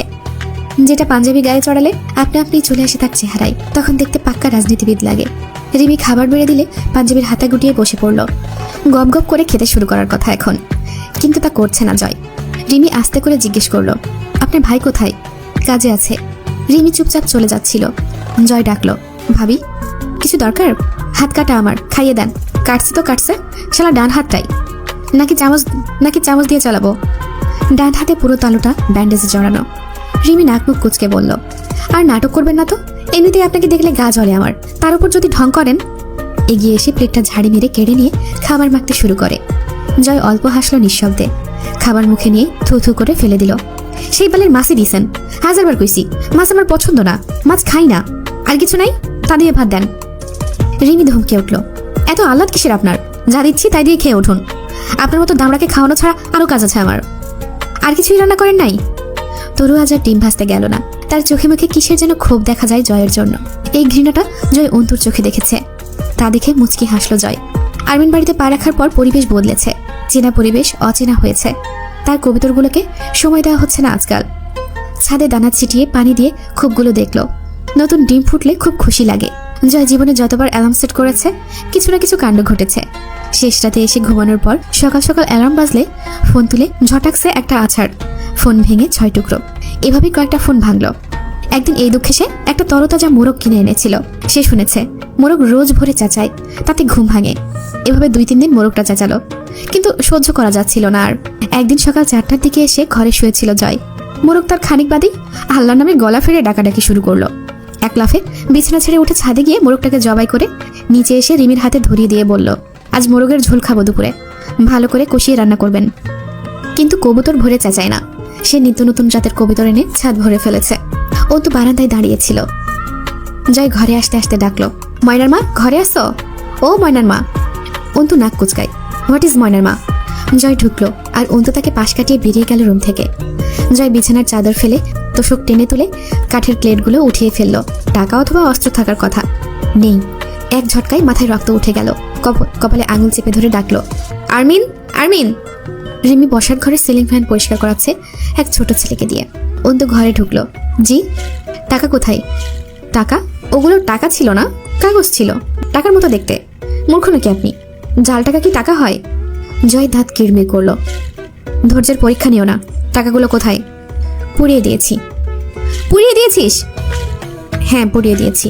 জয় থাবা দিয়ে ধরলো অন্তুকে। গায়ের ওড়নাটা টান দিয়ে খুলে অন্তুর গলায় পেঁচিয়ে ফাঁস টেনে বলল, আর একবার বল, টাকা পুড়িয়ে দিয়েছিস? অন্তু জয়ের পাঞ্জাবির কলার চেপে ধরে হিড়হিড় করে টানতে টানতে দক্ষিণের দিকের জানালার দিকে নিয়ে যেতে যেতে বলল, এবার আর বলবো না, চল দেখাই তোকে। তোদের কালোবাজারের মাল আমি পুড়িয়ে দিয়েছি। যা দেশের দশের ক্ষতি করে তা বিছানার নিচে রেখে আমি চোখ বুজে ঘুমাতে পারি না। ওনার ফাঁস শক্ত করে জয়। অন্তুও ঠিক একইভাবে জয়ের বুকের ত্বক খামচে চিবিয়ে বলল, আমি ব্যথা পাচ্ছি, ওনার প্যাচ শিথিল করুন। জয় চিৎকার করে ওঠে, তোর এত সাহস কেন? হ্যাঁ, ভয় লাগে না আমাকে তোর? অন্তু বলে, আপনাকে ভয়? কোনো তো কারণ থাকা চাই কাউকে ভয় পাওয়ার। আপনার মতো কাপুরুষকে ভয় পেয়ে আমি আমার নারী সত্তাকে কলঙ্কিত করতে দুনিয়ায় জন্মাইনি। জয় আমির। জয় এতই জোরে ফাঁস আটকে ধরলো অন্তুর চোখ উল্টে আসার উপক্রম হলো, অথচ অন্তু দমল না। জয় নিজেই হার মেনে হাত শিথিল করে গাল চিপে ধরল। মনটা চাইতেছে ঠ্যাং বরাবর টান মেরে ছিঁড়ে 2 ভাগ করে ফেলি। তোর সাথে কি করা উচিত বুঝে উঠতে পারতেছি না আমি, হয়রান লাগে খুব। অন্তু বলল, আমি ব্যথা পাচ্ছি, ছেড়ে দিন আমাকে। আমি অবলা নারী না, স্বামীর নির্যাতন সহ্য করার মতো ক্যাপাসিটি আপাতত অন্তত নেই আমার মাঝে। তুই টাকা পড়াইছিস কেন শুয়োরের বাচ্চা? সত্যি কথা বল, কোথায় রাখছিস টাকা? বাইরের লোক দাঁড়ায় আছে কিন্তু, এইখানেই জবাই করে মেঝেতে দাফন করে রেখে যাবো একদম। অন্তু নরম হলো। কোথায় যাবেন ওই টাকা নিয়ে? জয় তাতে একটু বিভ্রান্ত হলো। কোথায় টাকা? জাল টাকা দিয়ে কি করেন আপনারা? আপনারা না দেশপ্রেমিক? জয় আবার নিয়ন্ত্রণ হারালো, কিন্তু অন্তুকে ধরার আগেই অন্তু জয়কে ধাক্কা মেরে জানালার দিকে ঠেলে দিয়ে বলল, দেখতে পাচ্ছেন কালো ছাইয়ের স্তূপ, ডিএসএলআরের বক্স, আপনার আধ খাওয়া মদের বোতল পুড়িয়ে দিয়েছি আমি। কাল যখন ইনশাল্লাহ আইনজীবী হব, নিজের ভেতরটা যখন আমার কাছে কৈফিয়ত চাইবে, আমি একসময় আমার সামনে দিয়ে আমার দেশের নিরীহ জনতাদের অধিকার নষ্ট হতে দেখেছি, দেশের ক্ষতি হতে দেখেছি, কিন্তু কিছুই করিনি। নিজের কাছে বড় ছোট হয়ে যাব। এই গ্লানিটুকু যাতে না বইতে হয়, ব্যাস পুড়িয়ে দিলাম। জয় ওড়না ছেড়ে দিয়ে হতবাক হয়ে চেয়ে রইল। এই চিংড়ি, তুই কি পাগল রে? পাগলামি শুরু করছস? আমি তো ভুদাই হইয়া গেছি রে। তুই আজ কয়েকদিন করছিসটা কি? সিরিয়াসলি এত ধৈর্যশীল না আমি। ওই তুই কি মনে করিস আমায়? জয় মাথার চুল টেনে ধরে বিছানায় বসে পড়ল। বিশ্বাস করা শক্ত, একটা মেয়ে ওর সাথে কি কি করে যাচ্ছে। ওকে হার মানতে হচ্ছে মেয়েটার জেদ আর সাহসের কাছে। পলাশকে কি বলবে? এর মধ্যে মাঝহারদেরও ভাগ ছিল। নতুন শত্রুতা তৈরি হবে ফের। ওদেরকে বোমা মেরেও বিশ্বাস করানো যাবে না যে কোনো মেয়ে লোক জয়ের বিরুদ্ধে গিয়ে এতদূর পৌঁছাতে পারে। আর অস্ত্র? জয় বলে ওঠে, আর অস্ত্র? সেসব কি করেছিস? তোকে তো আমি। অন্তু শান্ত স্বরে জিজ্ঞেস করলো, কি করবেন অস্ত্র দিয়ে? অথচ জয় এক মুহূর্তের মাঝে দাঁড়িয়ে ওঠে, পিস্তলটা ঠেকালো অন্তুর থুতনির নিচে। একদম পুঁতে ফেলবো ওইগুলোর কিছু হইলে। দাম তোকে বিক্রি করে মেটাবো। আমি বের হব, তাড়াতাড়ি ক অস্ত্র কই বলেই একটা পিস্টে গালি দিয়ে ওঠে। অন্তু বলে, আমার আম্মু সেরকম না, নিজের পরিচয় আমার উপর চাপানোর চেষ্টা করবেন না। জয়ের নিজেকে পাগল পাগল লাগলো এই মুহূর্তে। বন্দুকের নলকে কণ্ঠনালীর উপরে রেখে অন্তু যা করছে তা জয়কে হতবিহ্বল করে তুলল। কিন্তু পরিস্থিতি স্মরণে আসতেই জয় নিয়ন্ত্রণ হারালো। অধৈর্য পশুর মতো অন্তুকে ছেঁচড়ে নিয়ে দেয়ালের সাথে বাড়ি মারল অন্তু পিঠটা। দুম করে আওয়াজ হলো একটা। অন্তু কোনোভাবেই তাগড়া জয়ের শরীরের সাথে পেরে উঠছিল না, ঠিক যেমন সেই দিন রাতে পারেনি নিজের সম্ভ্রম রক্ষা করতে। মেরুদণ্ডের হাড় মচমচ করে উঠল, তবুও বলল না অস্ত্র কোথায়। ব্যথাগুলো আর অনুভূত হচ্ছে না। আব্বুর মুখটা খুব মনে পড়ছে। আব্বু অন্তুকে সবসময় অন্যায়ের বিরুদ্ধে সোচ্চার হতে শিখিয়েছে। সেই সবটি মরণ দিয়ে গেছে নিজের হাতে। জয়ের কল বাজলো। জয় অন্তুকে চেপে ধরে রেখে অন্য হাতে ইনকামিং কল রিসিভ করে বলল, আসতেছি, দাঁড়ান নিচে, আর যেন কল না আসে আমার কাছে। ফোন বিছানায় ছুঁড়ে মেরে অন্তুকে বলল, ওই এদিকে তাকা, আমার কি মনে হয় তোর? হ্যাঁ, ভয় লাগে না একটু? তোর কি মনে হয় আমি দুর্বল তোর ওপর? ছাড় দিবি সেই জন্য? অন্তু বলে, কোনটাকে ছাড় দেওয়া বলতেছেন? আমি শুনতে চাই। জয় বলল, এত কথা বলিস কেন তুই? অন্তু বলল, কথা আমি কমই বলি, কিন্তু বলি তিতা কথা, যা শুনতে ভালো লাগে না তা এমনিতেও বেশি মনে হয়। আরমিন, তোর লয়ার স্পিচ আমাকে শোনাবি না, জিব্বা টেনে ছিঁড়ে আনবো। নিচে গাড়ি দাঁড়ায় আছে, রাজধানীতে যাওয়া লাগবে রাতের মধ্যে। টাকার জন্য আপাতত কিছু বলতেছি না, অস্ত্র লাগবে, এক্ষুনি লাগবে, বুঝতেছিস তুই? কেন অস্ত্র লাগবে? তাতে তোর যায় আসা যাবে না, তোরে আইনজীবী হিসেবে ঘরে আনি নাই। তা ঠিক, কিন্তু আমার ভেতরে তো সেই রকম কিছুরই বসবাস। চোখ ও হাত অক্ষত থাকতে সন্ত্রাসীদের হাতে মরণ খেলনা তুলে দিতে পারি না। জয় কিছুক্ষণ অন্তর চোখের দিকে চেয়ে থেকে চট করে হেসে ফেলল। তাইলে তোর চোখ আর হাত দুটো আলাদা করে দিই তোমার সুন্দর দেহ থেকে? করতে পারেন, আমারও দায়ভার কমে যেত। ঘেন্নাই যখন করিস তখন আমার জিনিসে হাত লাগাস কেন? তোরে বলছি না আমার কাছ থেকে দূরে থাকবি? তুই চাস না, তোর কাছে আসি না, দূরে থাকি। তোরে খাওয়া পড়া কিসের অভাবে রাখছি? আমি যাই করে বেড়াই তাতে তোর কি? অন্তু কিছু বলল না। পিঠটা অসহ্য ব্যথায় ভেঙে আসছে। খানিক বাদে ক্লান্ত হয়ে ছেড়ে দিল জয়। সামনের মানুষটার চোখে ভয় বা উদ্বেগ না দেখলে অত্যাচারের শক্তিটা ম্রিয়মান হয়ে আসে। তার জেদের সামনে কখনো কেউ দাঁড়াতে পারেনি, কিন্তু অন্তুর একগুয়েমি আর চোখের তেজে কোনো দুর্বলতা খুঁজে পায় না জয়। জয় ফ্যান চালিয়ে ঘরমুক্ত শরীরে পিস্তল রেখে ধপ করে বসে পড়ে বিছানায়। পাঞ্জাবির বোতামগুলো আলগা করলো। কপালের কিনারা বেয়ে টপ টপ করে ঘাম ঝরে পড়ছে। চুলগুলো চপচপ করছে ঘামে ভিজে। ড্রয়ার খুলে রিমোট বের করে এয়ার কন্ডিশনার অফ করে দিল। দরজা জানালা সব খোলা। অন্তু আস্তে করে দেয়ালে হেলান দিয়ে বসলো। হাত গাল পিঠ বলছে, অন্তু একটু কেঁদে নে। অন্তু তাদেরকে বলল, আমার কেউ নেই রে, একা একা কাঁদতে নেই। কান্না দেখার লোক না থাকলে আমার কান্না শুনে ব্যথিত হবার কেউ নেই আমার কাছে, কিন্তু তা দেখে আমার দুর্বলতা বুঝে হেসে ওঠার অনেক লোক। জয় বলে ওঠে, অস্ত্রগুলো কোথায় রেখেছিস আরমিন? না দিলে কি মেরে ফেলবেন? অন্তুর গলার স্বর বসে গেছে। জোরে জোরে শ্বাস নিতে নিতে বলল জয়, বুঝতে পারছি না। আঙুল দিয়ে কপাল চেপে ঘাম ফেলল। ভেবে বলুন, না দিলে কি করবেন? অ্যাসিড মেরে জ্বালিয়ে দেবো তোকে। ক্লান্ত স্বরে বলল অন্তু, তাই করুন তাহলে। আমারও বেঁচে থাকতে ভালো লাগে না, খুব বিরক্ত হয়ে গেছি। ধর, এটা কোনো জীবন হলো? তবুও বলবি না ওইগুলো কোথায়? নিজের মুখে অন্তত না। মুখ আমার কাছে কৈফিয়ত চাইবে। জয় শব্দ করে শ্বাস ফেলল। তোমার দুঃসাহসের পরিমাণ তোমার পরিবারের ওপর গড়াতে খুব কষ্ট হবে আমার ঘরওয়ালি। অন্তুর ভেতরটা আটকে উঠল। তা চেপে হাসলো সামান্য। লাভ কি হবে তাতে, এই বিরোধিতার সীমা বাড়া ছাড়া? আব্বু বলতো, বাঁকা লোহাতে বেশি জোরে আঘাত করলে তা সোজা হবার বদলে উল্টে দিকে বেঁকে যায়। সেটাতে আপনি যত জোরে আঘাত করবেন তা সোজা হবার মাত্রা ছাড়িয়ে তত বিপরীতে বাঁক নেবে। জয় কিছুক্ষণ চুপচাপ চেয়ে রইল অন্তুর মুখের দিকে। অন্তু নিজের বাঁ হাতের তালুর দিকে চেয়ে আছে। জয় জিজ্ঞেস করলো, কেমন মৃত্যু চাও তুমি? অন্তু যেন সম্ভিত পেল, মুচকি হাসল। আপনার খুশি মতো যা দেবেন সব মঞ্জুর। জয় চোখ বুজে শক্ত ঢোক গিলল। অস্ত্রগুলো কোথায় রেখেছ? অন্তু সেই একই প্রশ্ন করে। কি করবেন আপনারা অস্ত্র দিয়ে? জয় হার মানল। রাজধানীতে সম্মেলন আছে, লাগবে ওগুলো, বের করে দাও। অন্তু ক্ষণকাল চুপ থেকে বলল, রাজনীতি কাকে বলে? বুঝি না আমি, অস্ত্রগুলো বের করে দাও। বিরোধী দলের করটি উড়াতে খুব দরকার, তাই তো? বুঝি আমি। রাজনীতির জন্মলগ্নে তার মূলনীতি ছিল জনসেবা, সেসব এখন পুরনো হয়ে গেছে। এখনকার মূলনীতি হলো গদিতে বসা, আর গদিতে বসতে হবে বিরোধী দলের আগের করা শত্রুতার প্রতিশোধ নিতে। কে কি করেছিল, কে বিরুদ্ধে বলেছে, কে প্রতিবাদ করেছে, এটা গণতন্ত্র। কিন্তু 5 বছর ফুরালেই গদি ছেড়ে সুষ্ঠু নির্বাচন হতে দিতে হবে, এমন কোনো সংবিধানও নেই। এই 5 বছরে যা করা হলো গদি থেকে নামলে বাঁচার উপায় আর থাকে না। সুতরাং পরের বারের নির্বাচনে যে করেই হোক গদিতে থাকতেই হবে, অন্তত বেঁচে থাকার জন্য। নয়তো বোরখা শাড়ি গাউন পরে বিদেশে পালাতে হবে। জয় চুপ করে বসেছিল, বেশ মনোযোগী শ্রোতা। কাজু বাদামের পাত্রটা তুলে নিল, কয়েকটা চিবোতে চিবোতে বলল, কেউ একজন বলেছিলেন রাজনীতি নিয়ে কোনো কিছুর ব্যাখ্যা করেছেন তো আপনি হেরে যাচ্ছেন। রাজনীতি অব্যাখ্যাত, শেরে বাংলায় বলেছিলেন, লাঙল যার জমিদার, লাঙল ছাড়া যাবে না। অন্তু হাসলো, অথচ আপনারা জমির মালিক নন, লাঙল চাষি কেবল। যারা অন্ধ, হাতরে হাতরে চিরকাল রোদে পড়ে কাদায় নেমে গতর খাটিয়ে লাঙল চাষে যাবেন, কিন্তু ভাই জমির মালিক মহাজন। শিক্ষিত আপনি, এইটুকু বুঝতেই চলতো। আপনারা হাতিয়ার, দিন শেষে একটা রাষ্ট্র, একটা সমাজ, একটা পরিবার, একটা ব্যক্তি, একটা জীবন, একটা পরকাল নষ্ট। অথচ কোনো এক মহাজন গদিতে বসে তার দক্ষ হাতে একসঙ্গে এত কিছু ধ্বংস করে যাচ্ছে প্রতিক্ষণে। আপনারা ওই দলকে মারতে যাবেন, ওরা আপনাদের মারতে আসবে। এতে প্রধানদের দলীয় বিরোধ বজায় থাকবে, মাঝের ক্ষতি আপনার, বিরোধী কর্মীর, জনগণের, হাসিল মহাজনের। জয় একবারও দৃষ্টি ফেরায়নি যতক্ষণ অন্তু কথা বলেছে। মনোযোগ দিয়ে শুনল কথাগুলো। অন্তু থামলে বলল, এমনও হতে পারে আগে আমার উপর হামলা হয়েছে, তারপর আমি শুধু প্রতিক্রিয়া দেখাতে যাচ্ছি। অন্তু হেসে ফেলল, এমনও হতে পারে তার আগে আপনি হামলা করেছিলেন, এরপর তারা প্রতিক্রিয়া দেখিয়েছে, এখন আপনি, এরপর আবার তারা, এরপর আপনি। চমৎকার চক্র না? আমার তো বেশ লাগছে। এটাই এতক্ষণ বুঝিয়েছি, আপনি বোঝেননি যে এই দলে নির্বাচন জিততে চাক না কেন, উদ্দেশ্য তো একটাই, ক্ষমতা প্রাপ্তি। আর সেই ক্ষমতায় বিরোধীদের কাছ থেকে আগের করে রাখা আক্রমণের প্রতিশোধ তোলা। জয় বলল, আমার বিষয়টা আলাদাও হতে পারে। আপনি নিজেকে ডিফেন্স করার চেষ্টা করছেন জয়ামির, যেটা আপনার সাথে একদমই যায় না। জয় হাসল, এত সততা দিয়ে কি করলে জীবনে? অন্তু বলল, আপনার অনুশোচনা হয় না?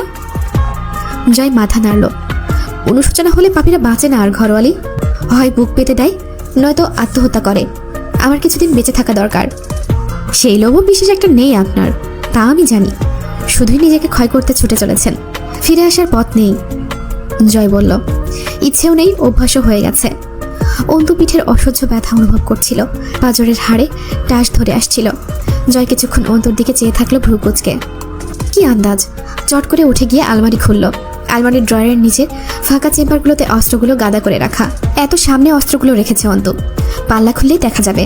অল্প স্বল্প বিরক্ত হলো জয় নিজের ওপর, তার আচরণ তার কাছে অসহ্য ঠেকল। অস্ত্রগুলো ব্যাগে ঢুকিয়ে এনে অন্তুর সামনে দাঁড়ায় জয়। প্রথমেই বললে হতো আলমারিতে আছে। অন্তু তাকিয়েও দেখল না জয়কে। জয় আস্তে করে বলল, আমি না থাকলে তোমাকে বাঁচানোর কেউ থাকবে না। অন্তু পিঠ চেপে ধরে দাঁড়ালো জয়ের সামনে। ওষুধ খেয়ে রোগ সারানোর চেয়ে রোগটা না হওয়ায় কি বেশি ভালো না? একই পদার্থে রোগ তৈরি ও সারানোর উপাদান থাকলে তো তা ক্ষতিকারক হিসেবেই গণ্য হবে। জয় খুব কাছে এগিয়ে এলো অন্তুর, নরম হাতে থুতনি ছুঁয়ে দিল অন্তুর যেখানে পিস্তলের মুজেল ঠেকেছিল। অন্তু চোখ বুজে নাক কুচকে ফেলে মুখ সরাতে চাইল, যেন কোনো বর্জ্য নোংরা তার চোয়াল ছুঁয়েছে। জয় ধরে ফেলল, ঠোঁটে হাসি রেখে বলল, বাই এনি চান্স আর ফিরে নাও আসতে পারি, আদারওয়াইজ ফিরতে 2 দিন দেরি হবে। চোখের ঘৃণাটুকু বাঁচিয়ে রেখো, খরচা যেন না হয়। এই ঘৃণা যেন কখনো অন্য কারোর জন্য না আসে তোমার চোখে। এর ওপর শুধু আমার হক আছে। অন্তু নির্বাক দাঁড়িয়ে রইল। একটা চুমু খাই? জয় অন্তুকে বলার সুযোগ না দিয়েই বলল, না বলবে না। তুমি চাও না বুঝে আমি কিন্তু কাছে আসি না। আজ যখন মুখে চেয়েছি, না শুনতে ভালো লাগবে না। না বললে যদি জোর করি, চুমুতে ফিল আসবে না। অন্তু নির্বিকার। জয় টের পাই অন্তুর 2 চোখের স্পষ্ট আক্রোশ, নিশ্চিত আঘাত করবে। গম্ভীর মুখে ঝাড়া মেরে দেয় অন্তুকে। পাঞ্জাবি খুলে শার্ট পরে বিছানার উপর থেকে পিস্তল তুলে হোল্ডারে গুজে নেয়। অস্ত্রের ব্যাগ হাতে তুলে বেরিয়ে যেতে যেতে বলে, আসি, খেয়াল রেখো নিজের। বদদোয়া করতে ভুলে গেলে কিন্তু ফিরে এসে থাপ্পড় মারবো। প্রতিবেলা বদদোয়া চাই। অন্তু পিঠ চেপে ধরে ধপ করে বসে পড়ে মেঝেতে। ওইভাবে কতক্ষণ পড়েছিল পিঠের ব্যথায় অচেতনের মতো। আব্বু এসে বসেছে পাশে। অন্তুর আর কষ্ট হচ্ছে না, এবার কান্না পাচ্ছে। কান্না শোনার মানুষ এসেছে। অন্তুর ব্যথাগুলো অবশ হয়ে আসছে। শাহানাটার জরায়ুতে টিউমার, সেটার অপারেশন হামজা ঢাকায় করাতে চায়। ব্যথা নিয়ন্ত্রণের জন্য ওষুধ চলছে। অন্তু অসুখটা জানতে পেরেছে কয়দিন হলো। তুলিকে প্রাইভেট ক্লিনিকে ভর্তি করানো হলো। তরু সাথে গিয়েছে। কবির পুরুষের দায়িত্ব পালন করেছে। শাহানা এবং হুমায়ুন সাহেব দুপুরের দিকে বেরিয়ে গেলেন তুলির কাছে। বাড়িতে তখন রিমি আর অন্তু। রিমির সাথে বসে কথা বলতে খারাপ লাগে না অন্তুর, অনেক কথা বলা যায়।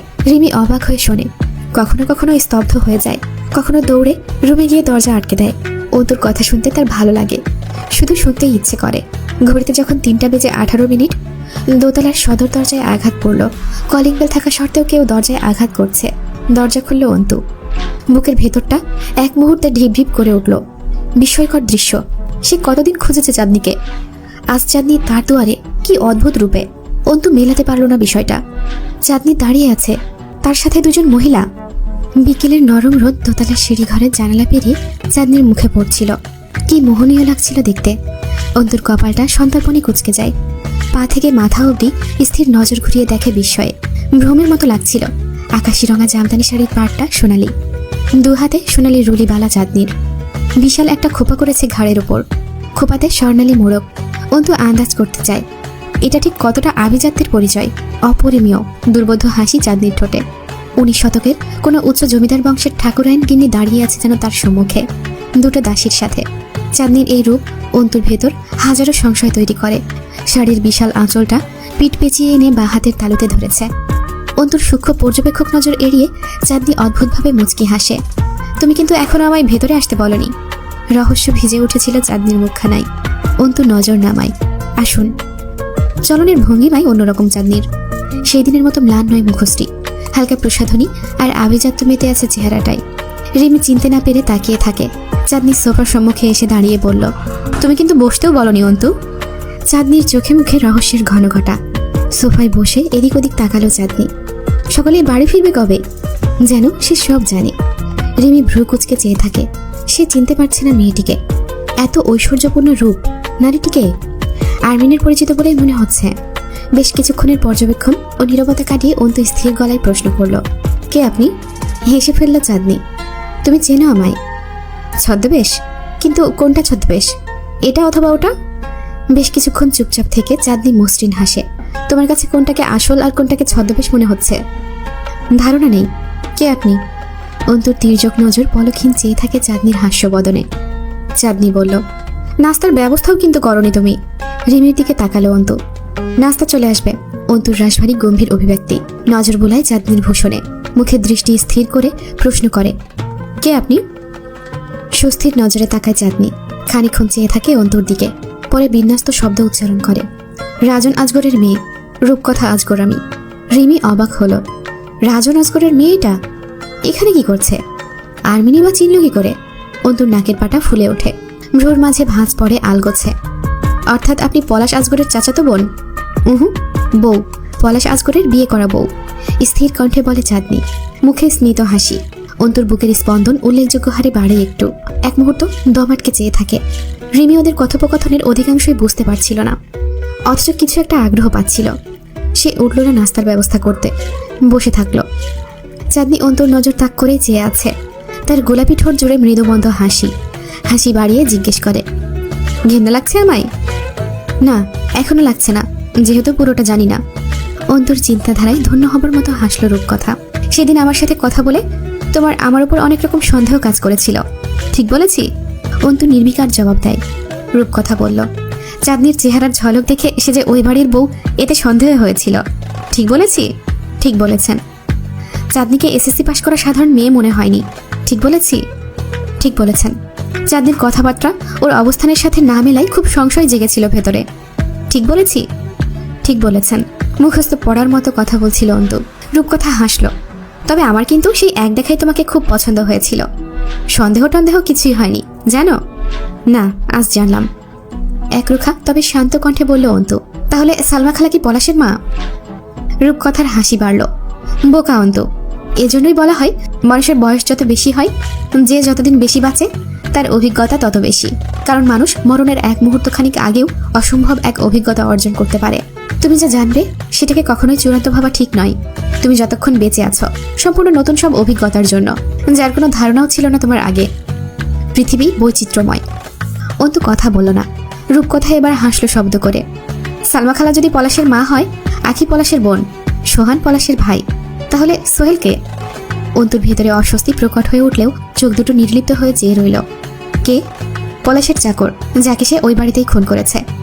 সোহেলের বউকে দরকার পড়লো একসময় পলাশের। ছেলেটা রাজি ছিল না। সে আসলে জানতো না খিদে পেলে বাঘ নিজের পাছার চামড়াও কেটে খায়। আর পলাশ তো নোংরা কুকুর, নিজের লোকের বউকে ছাড়ার মতো নাকি সে? বেচারা মরল, বউটাও গেল। রূপকথা যেন খুব প্রফুল্ল এসব বলে। অন্তু বলল, আর? রূপকথা বলল, আখি? হ্যাঁ, মেয়েটার উপর বেশ মায়া জন্মে গিয়েছিল আমার, যদিও মৃত্যুর আগে আমি ওকে দেখিনি। অন্তুর ঘাড়ে মোচড় মেরে উঠছিল অভ্যন্তরীণ উত্তেজনায়।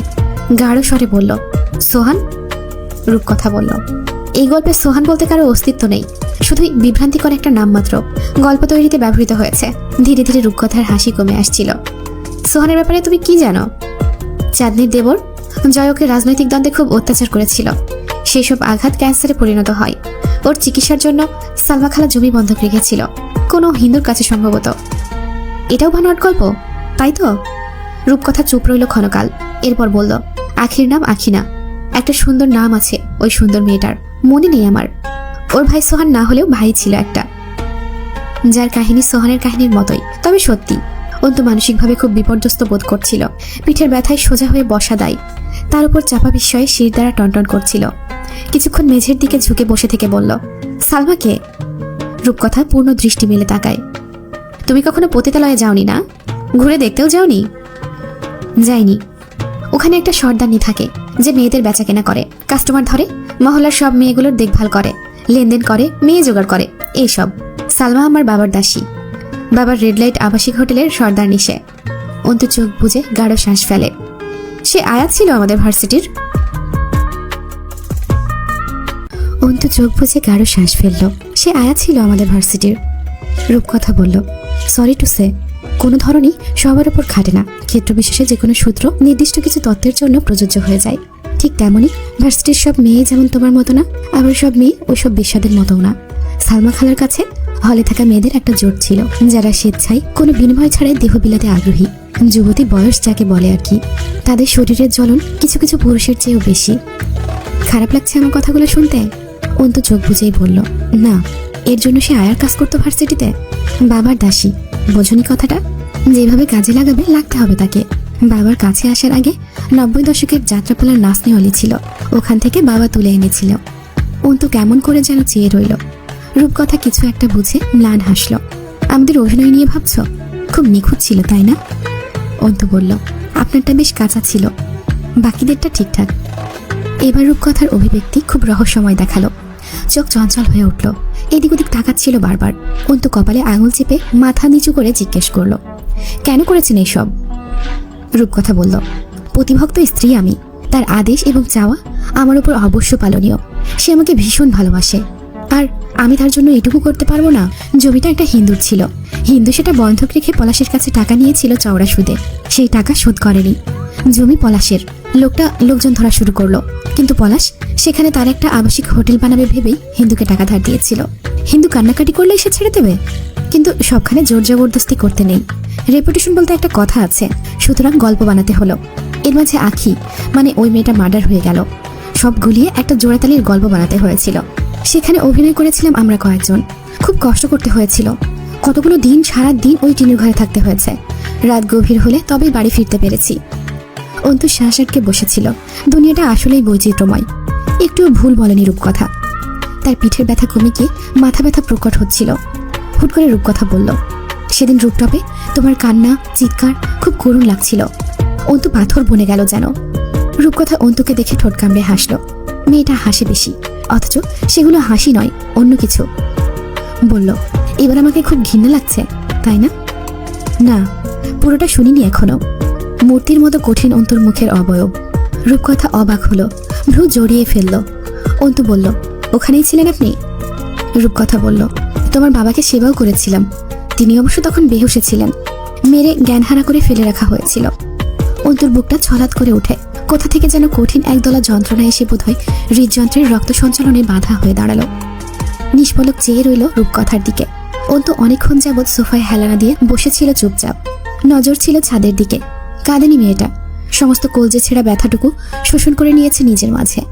নিজেকে আটকে রাখতে পারবে না এই ভয়ে আজ অব্দি আব্বুর কবরখানা জিয়ারত করতে যায়নি। কি সব আব্বুর সাথেকার পুরনো স্মৃতি ভেতরটাকে ঝাঁঝরা করে তুলেছিল। অন্তু জোরে শ্বাস নিয়ে এক লহমায় নিজের কাঠিন্যে ফিরে এলো। কেন করেছেন এইসব? দীর্ঘ নীরবতা। গুমোট এক সন্ধ্যা। 5 জন নারী সামনাসামনি বসে আছে। শুধু ঘড়ির টিকটিক আওয়াজ জানান দিচ্ছে সময় প্রবাহমান, সময় থামে না। নীরবতা ভেঙে রূপকথা বলে, সবার বাবা আমজাদ সাহেবের মতো হয় না অন্তু। কিছু বাবা রাজন আজগরের মতেও হয়। আমাকে অস্ট্রেলিয়া পাঠানো হলো খুব অল্প বয়সে। স্নাতক শেষ করে ফিরলাম দেশে। বাবা ঢাকা থেকে ফিরল। রাতে ডেকে বলল, রূপ মামুনি, আপনারে আর আমার কাছে রাখতে চাচ্ছি না। আমি বেশ লজ্জা পেয়ে গেলাম। আমি যাচ্ছি না কোথাও। বাবা হাসতে হাসতে বলল, কোথাও যেতে হবে না, শুধু তোকে নিজের কাঁধ থেকে ঝাড়তে চাইছি। এই পর্যায়ে মলিন হাসল রূপকথা। জানতে পারলাম পলাশ ভাইয়ের সাথে বাবা পাততে চায় আমাকে। পালাতে চেয়েছিলাম আমি, লুকিয়ে দেশের বাইরে চলে যেতে চেয়েছিলাম। বাবা কেন এমন চাইলো? কেন জানো? বাবার ধান্দা সামলানোর ক্ষেত্রে বড় চাচার ছেলে পলাশ বাবার চেয়েও বেশি দক্ষ। আর তাকে হাতে রাখতে, সম্পত্তি নিজের রক্তের কাছে রাখতে সে নিজের ঔরসজাত মেয়েকে বলি দিতে পারে বাবার শখের সাথে। এই অবস্থায় তুমি হলে কি করতে অন্তু? বাবাহীন সন্তান আমি, এই পরিচিতিতে জীবন কাটিয়ে দিতাম। ওটা তো জারজের পর্যায়ে চলে যেত। তুমি বাস্টার্ড বলে পরিচিত হতে। আপনার মতো বাবাকে বাবা মানার চেয়ে সেটা কি ভালো নয়? আমি পিতৃপরিচয়হীন অজম্মা হয়ে বাঁচব। উদাস হয়ে পড়ল রূপকথা। আমি পারিনি, বাবার স্বার্থপরতার কাছে মানসিকভাবে হেরে গিয়েছিলাম। অন্তু বলল, এরপর? এই তুমি আমার বাসর রাতের গল্প শুনবে? অন্তু জবাব দিল না। রূপকথা সোফাতে শরীর এড়িয়ে শাড়ির কুচি গুটিয়ে পায়ের ওপর পা তুলে বসল, দৃষ্টি ছাদে নিবদ্ধ।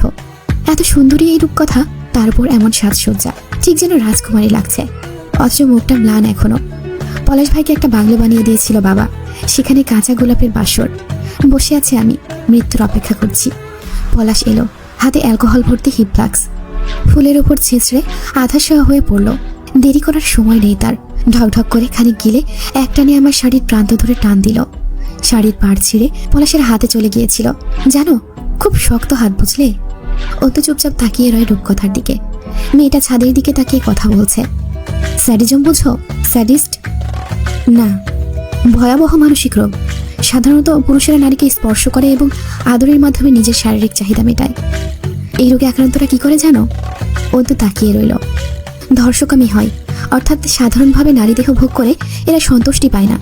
নারী শারীরিক যন্ত্রণায় যত বেশি চিৎকার করে, এদের কানে সেই চিৎকারের আওয়াজ নারী দেহের ক্ষত এবং মুখের করুণ কাতরতা এদেরকে যৌন সুখ দেয়। অর্থাৎ এরা নারীর শরীরকে অমানসিক আঘাতের মাধ্যমে সুখ পায়। অন্তুর ভেতরটা অস্থির হয়ে উঠল। এই তৃপ্তিটা অন্তু সেদিন রূপটপে পলাশের মুখে দেখেছিল, যখন অন্তু কাঁদছিল। অন্তু অবাক হলো। জয় অসংখ্যবার বলেছে পলাশ পাগল, ওর মানসিক সমস্যা আছে, ও শালা সাইকো। জয় আমি সাধারণভাবে কঠিন সব সত্যি বলে, বোঝার উপায় থাকে না। অন্তু কপাল চেপে ধরল। রূপকথা বলল, আমার শরীরে অনেক দগদগে দাগ আছে, দেখবে? অন্তু কিছুক্ষণ চুপ থেকে বলল, এরপর কি হয়েছিল? রূপকথা হাসলো। বাসর হলো, যা এতদিন অন্য সব মেয়েরা শুয়েছে তা আমি শুইলাম। চাবুক দিয়ে পেটানো হলো আমাকে। আমার প্রতিটা আত্মচিৎকার পলাশের মুখে হাসি ফুটাচ্ছিল। একটা মজার কথা শুনবে অন্তু? অন্তু তাকায়। রূপকথা হাসলো। বাবা আমাদের বাসর ঘরের বাহিরের সোফায় বসে বসে ড্রিঙ্ক করছিলেন। আমার চিৎকারে প্রতিটা ইটের গাঁথুনি কেঁপে উঠেছিল সেই দিন। বাবা খুব শক্ত লোক, তাই না? বাবারা এমন হয়? অবিশ্বাস্য। অন্তুর মনে হলো তার সাথে কিছুই হয়নি। এই দুনিয়ার কোপানালে সে পড়েই নি। ওহো, জয় এমন না, জয় ঘৃণ্য। তবে তুলনায় গেলে জয় অনেক সুস্থ। জিজ্ঞেস করলো, এরপর? আমাকে উল্টো করে শক্ত করে খাটের সাথে বাঁধলো পলাশ দড়ি দিয়ে। অন্তু আর শুনতে চাইল না। তার ভেতরে অদ্ভুত ধরনের এক হিংস্রতা কাজ করছে, সাথে মেন্টালি ডিপ প্রেশার ফিল করছিল। শরীরটা অবশ হয়ে আসছে। রূপকথা থামলো না। সারা পিঠে করে মাংসাশী প্রাণীর মতো কামড়েছিল পলাশ, যেন সে মাংস খুবলে খেতে চায়। আমার চিৎকার কমে আসলে তার আঘাত জোরালো হচ্ছিল। সে চিৎকার শুনে এবং আমার কান্নায় তৃপ্তি পাচ্ছিল। অন্তু হাত উঁচিয়ে ধরল। সে আর শুনতে চায় না, নিতে পারছে না। রূপকথা সোজা হয়ে বসল। তোমার মনে প্রশ্ন আসছে না, বাবা কি করে সহ্য করেছিল? বাবারা আবার এমন হয় নাকি? অন্তু উঠে দাঁড়িয়ে পড়ল। সে আর নিতেই পারছে না। তার সামনে বাবা মানে আমজাদ সাহেব, এক ব্যক্তিত্ববান, গম্ভীর, কর্তব্যপরায়ণ, নিখুঁত মানুষ। অস্থির চিত্তে এদিক ওদিক তাকালো। ঘেমে উঠেছে শরীরটা। তার মনে হচ্ছিল সে কোনো ডার্ক ম্যাগাজিন পড়ছে। এসব বাস্তব হতে পারে না। হাত পা ঘষতে ঘষতে বসে পড়ল। রূপকথা একদম স্বাভাবিক, চোখে মুখে বরফের মতো শীতলতা। মনে হচ্ছে সে খুব রিল্যাক্সে আছে। অন্তু বলল, আপনার তথাকথিত বাবা অর্থাৎ রাজু রাজগুরু পাগল? রূপকথা হেসে ফেলল। পেডোফিলিয়া বুঝো? বোঝান, আজ অনেক কিছুই বোঝার আছে আমার। রূপকথা বলল, শিশু নির্যাতনের প্রবণতা, অর্থাৎ যা পলাশ নারীর সাথে করে বাবা তা ছোট্ট বাচ্চাদের সাথে করার নেশা রয়েছে। পলাশ সেক্সুয়াল স্যাডিস্ট, বাবা ফেডিফিলিক স্যাডিস্ট, অর্থাৎ এরা মানুষকে অত্যাচারের মাধ্যমে তাদের আত্মচিৎকারের আওয়াজে তৃপ্তি পায়। রিমি পাথরের মতো বসেছিল। এতক্ষণ সে যেন শুধুই ঠাকুর ঘরে সাজিয়ে রাখা মূর্তি। নিঃশ্বাসও ফেলেনি বোধহয়। এবার বিক্ষিপ্ত এলোমেলো একটা শ্বাস ফেলল। পুরো বংশটাই পাগলের কারখানার শ্রমিক। অন্তু অনেকক্ষণ পর জিজ্ঞেস করল, এসব হয়েছে আপনার সাথে? আর আপনি কি করেছেন? করিনি বলছো? অনেক কিছু করেছি। আমি যা করেছি তা নিতে পারবে তো? আমি কি করেছি তা জানো তুমি? অন্তু স্থির চেয়ে থাকলো। রূপকথা বলল, মানুষ ব্যর্থতার কাছে খুব স্বার্থপর হয়ে যায় অন্তু। যে কোনোভাবে সে নিষ্কৃতি চায়। আমিও তাই চেয়েছি। তার জন্য এমন সব নোংরা কাজ করেছি যার ক্ষমা নেই। পলাশ যা বলতো শুনতে শুরু করলাম। শর্ত, সে আমার কাছে আসবে না। হাজার রাত নিজের ঘরে বসে অন্য মেয়েদের মরণ চিৎকার শুনতে শুনতে আমি জানোয়ার হয়ে গেছি অন্তু। কিচ্ছু মনে হয় না, শুধু মনে হয় আমার সাথে তো হচ্ছে না, আমি তো বেঁচে গেছি। শরীরের ব্যথাগুলো আর ওইসব নারকীয় রাতের কথা মনে পড়লে আমি আরেক পলাশ হয়ে যাই। নিজেকে ওই জাহান্নাম থেকে বাঁচাতে সব কবুল। অন্তু আন্দাজ করে ফেললো অনেক কিছুই। রূপকথা বলল, পলাশকে সুস্থ করার জন্য চেষ্টাও করেছিলাম। জানো, নিজের রূপে এবং দেহে আকৃষ্ট করতে চাইতাম, যেমনটা স্বাভাবিক পুরুষেরা হয়। বাবা ঢাকায় থাকতো, বাড়ি ফাঁকা। ওর চোখে পাগলামির নেশা দেখলে নিজেকে বাঁচাতে ওর কাছে গিয়ে ঘেঁষতাম, চুমু খেতাম, স্বাভাবিকভাবে উত্তেজিত করার চেষ্টা করতাম। কিন্তু দিন শেষে আরেকবার ওই পাগলামির শিকার হতে হতো। এমনও হয়েছে গত রাতে বেহুশ করে ফেলে রেখেছে আমায়। আমি উঠতে পারছি না, নিজেই ডাক্তার এনে চিকিৎসা করিয়েছি। কাঁচা ঘা, তার উপর সেই রাতে আবারও ঝাঁপিয়ে পড়েছে। একটা পাগলের সাথে দিনের পর দিন থাকতে থাকতে আর এইসব দেখতে দেখতে আমিও পাগল আর হিংস্র হয়ে উঠলাম। নিজের জায়গায় অন্য যে কোনো মেয়েকে ছেড়ে দিতে মন চাইতো, তবু নিজেকে বাঁচানোর লোভ সংবরণ করতে পারিনি। রিমির চোখ ভিজে উঠছিল, হাত পা তড়তড় করে কাঁপছে। এবার টুপ করে পানি পড়লো কোলের ওপর। একটা মেয়ে হয়ে আরেকটা মেয়ের মুখে যা শুনছিল, সহ্যের সীমার উপর দিয়ে বয়ে যাচ্ছিল সব। অন্তু জিজ্ঞেস করলো, আপনি সেদিন ওই বাড়িতেই ছিলেন যখন আমাকে নিয়ে যাওয়া হয়েছিল? রূপটাপের পাশের ঘরেই ছিলাম। আনমনা হয়ে উঠছিল রূপকথা। আর আখি? আখি না ওর নাম। ওই মেয়েকে যা করা হয়েছে এই বাড়িতেই করা হয়েছে। পলাশও ভাগ পেয়েছিল শেষে এখানে এসে। অন্তুর শরীরটা অসাড় হয়ে উঠল। তাদের কথার মাঝে বারবার নিস্তব্ধতা নেমে আসছিল, আবার শুরু হচ্ছিল। দাসী মহিলা দুটো স্বাভাবিক, খুব পরিচিত ঘটনাই বলছে রূপকথা। অন্তু চট করে একটা হিসাব মেলালো, দামি হিসাব। শাহানার জরায়ুতে টিউমার। সে জানে এই অবস্থায় স্বামীর সঙ্গে যায় না মহিলারা, পারে না। ডাক্তারের নিষেধ থাকে, তাছাড়া সহ্য না করতে পারার একটা বিষয় থাকে। হুমায়ুন পাটোয়ারির হাস্যোজ্জ্বল চেহারাটা মনে পড়ল অন্তুর। শরীরটা ঝিনঝিন করে ঝাঁকুনি দিয়ে উঠল।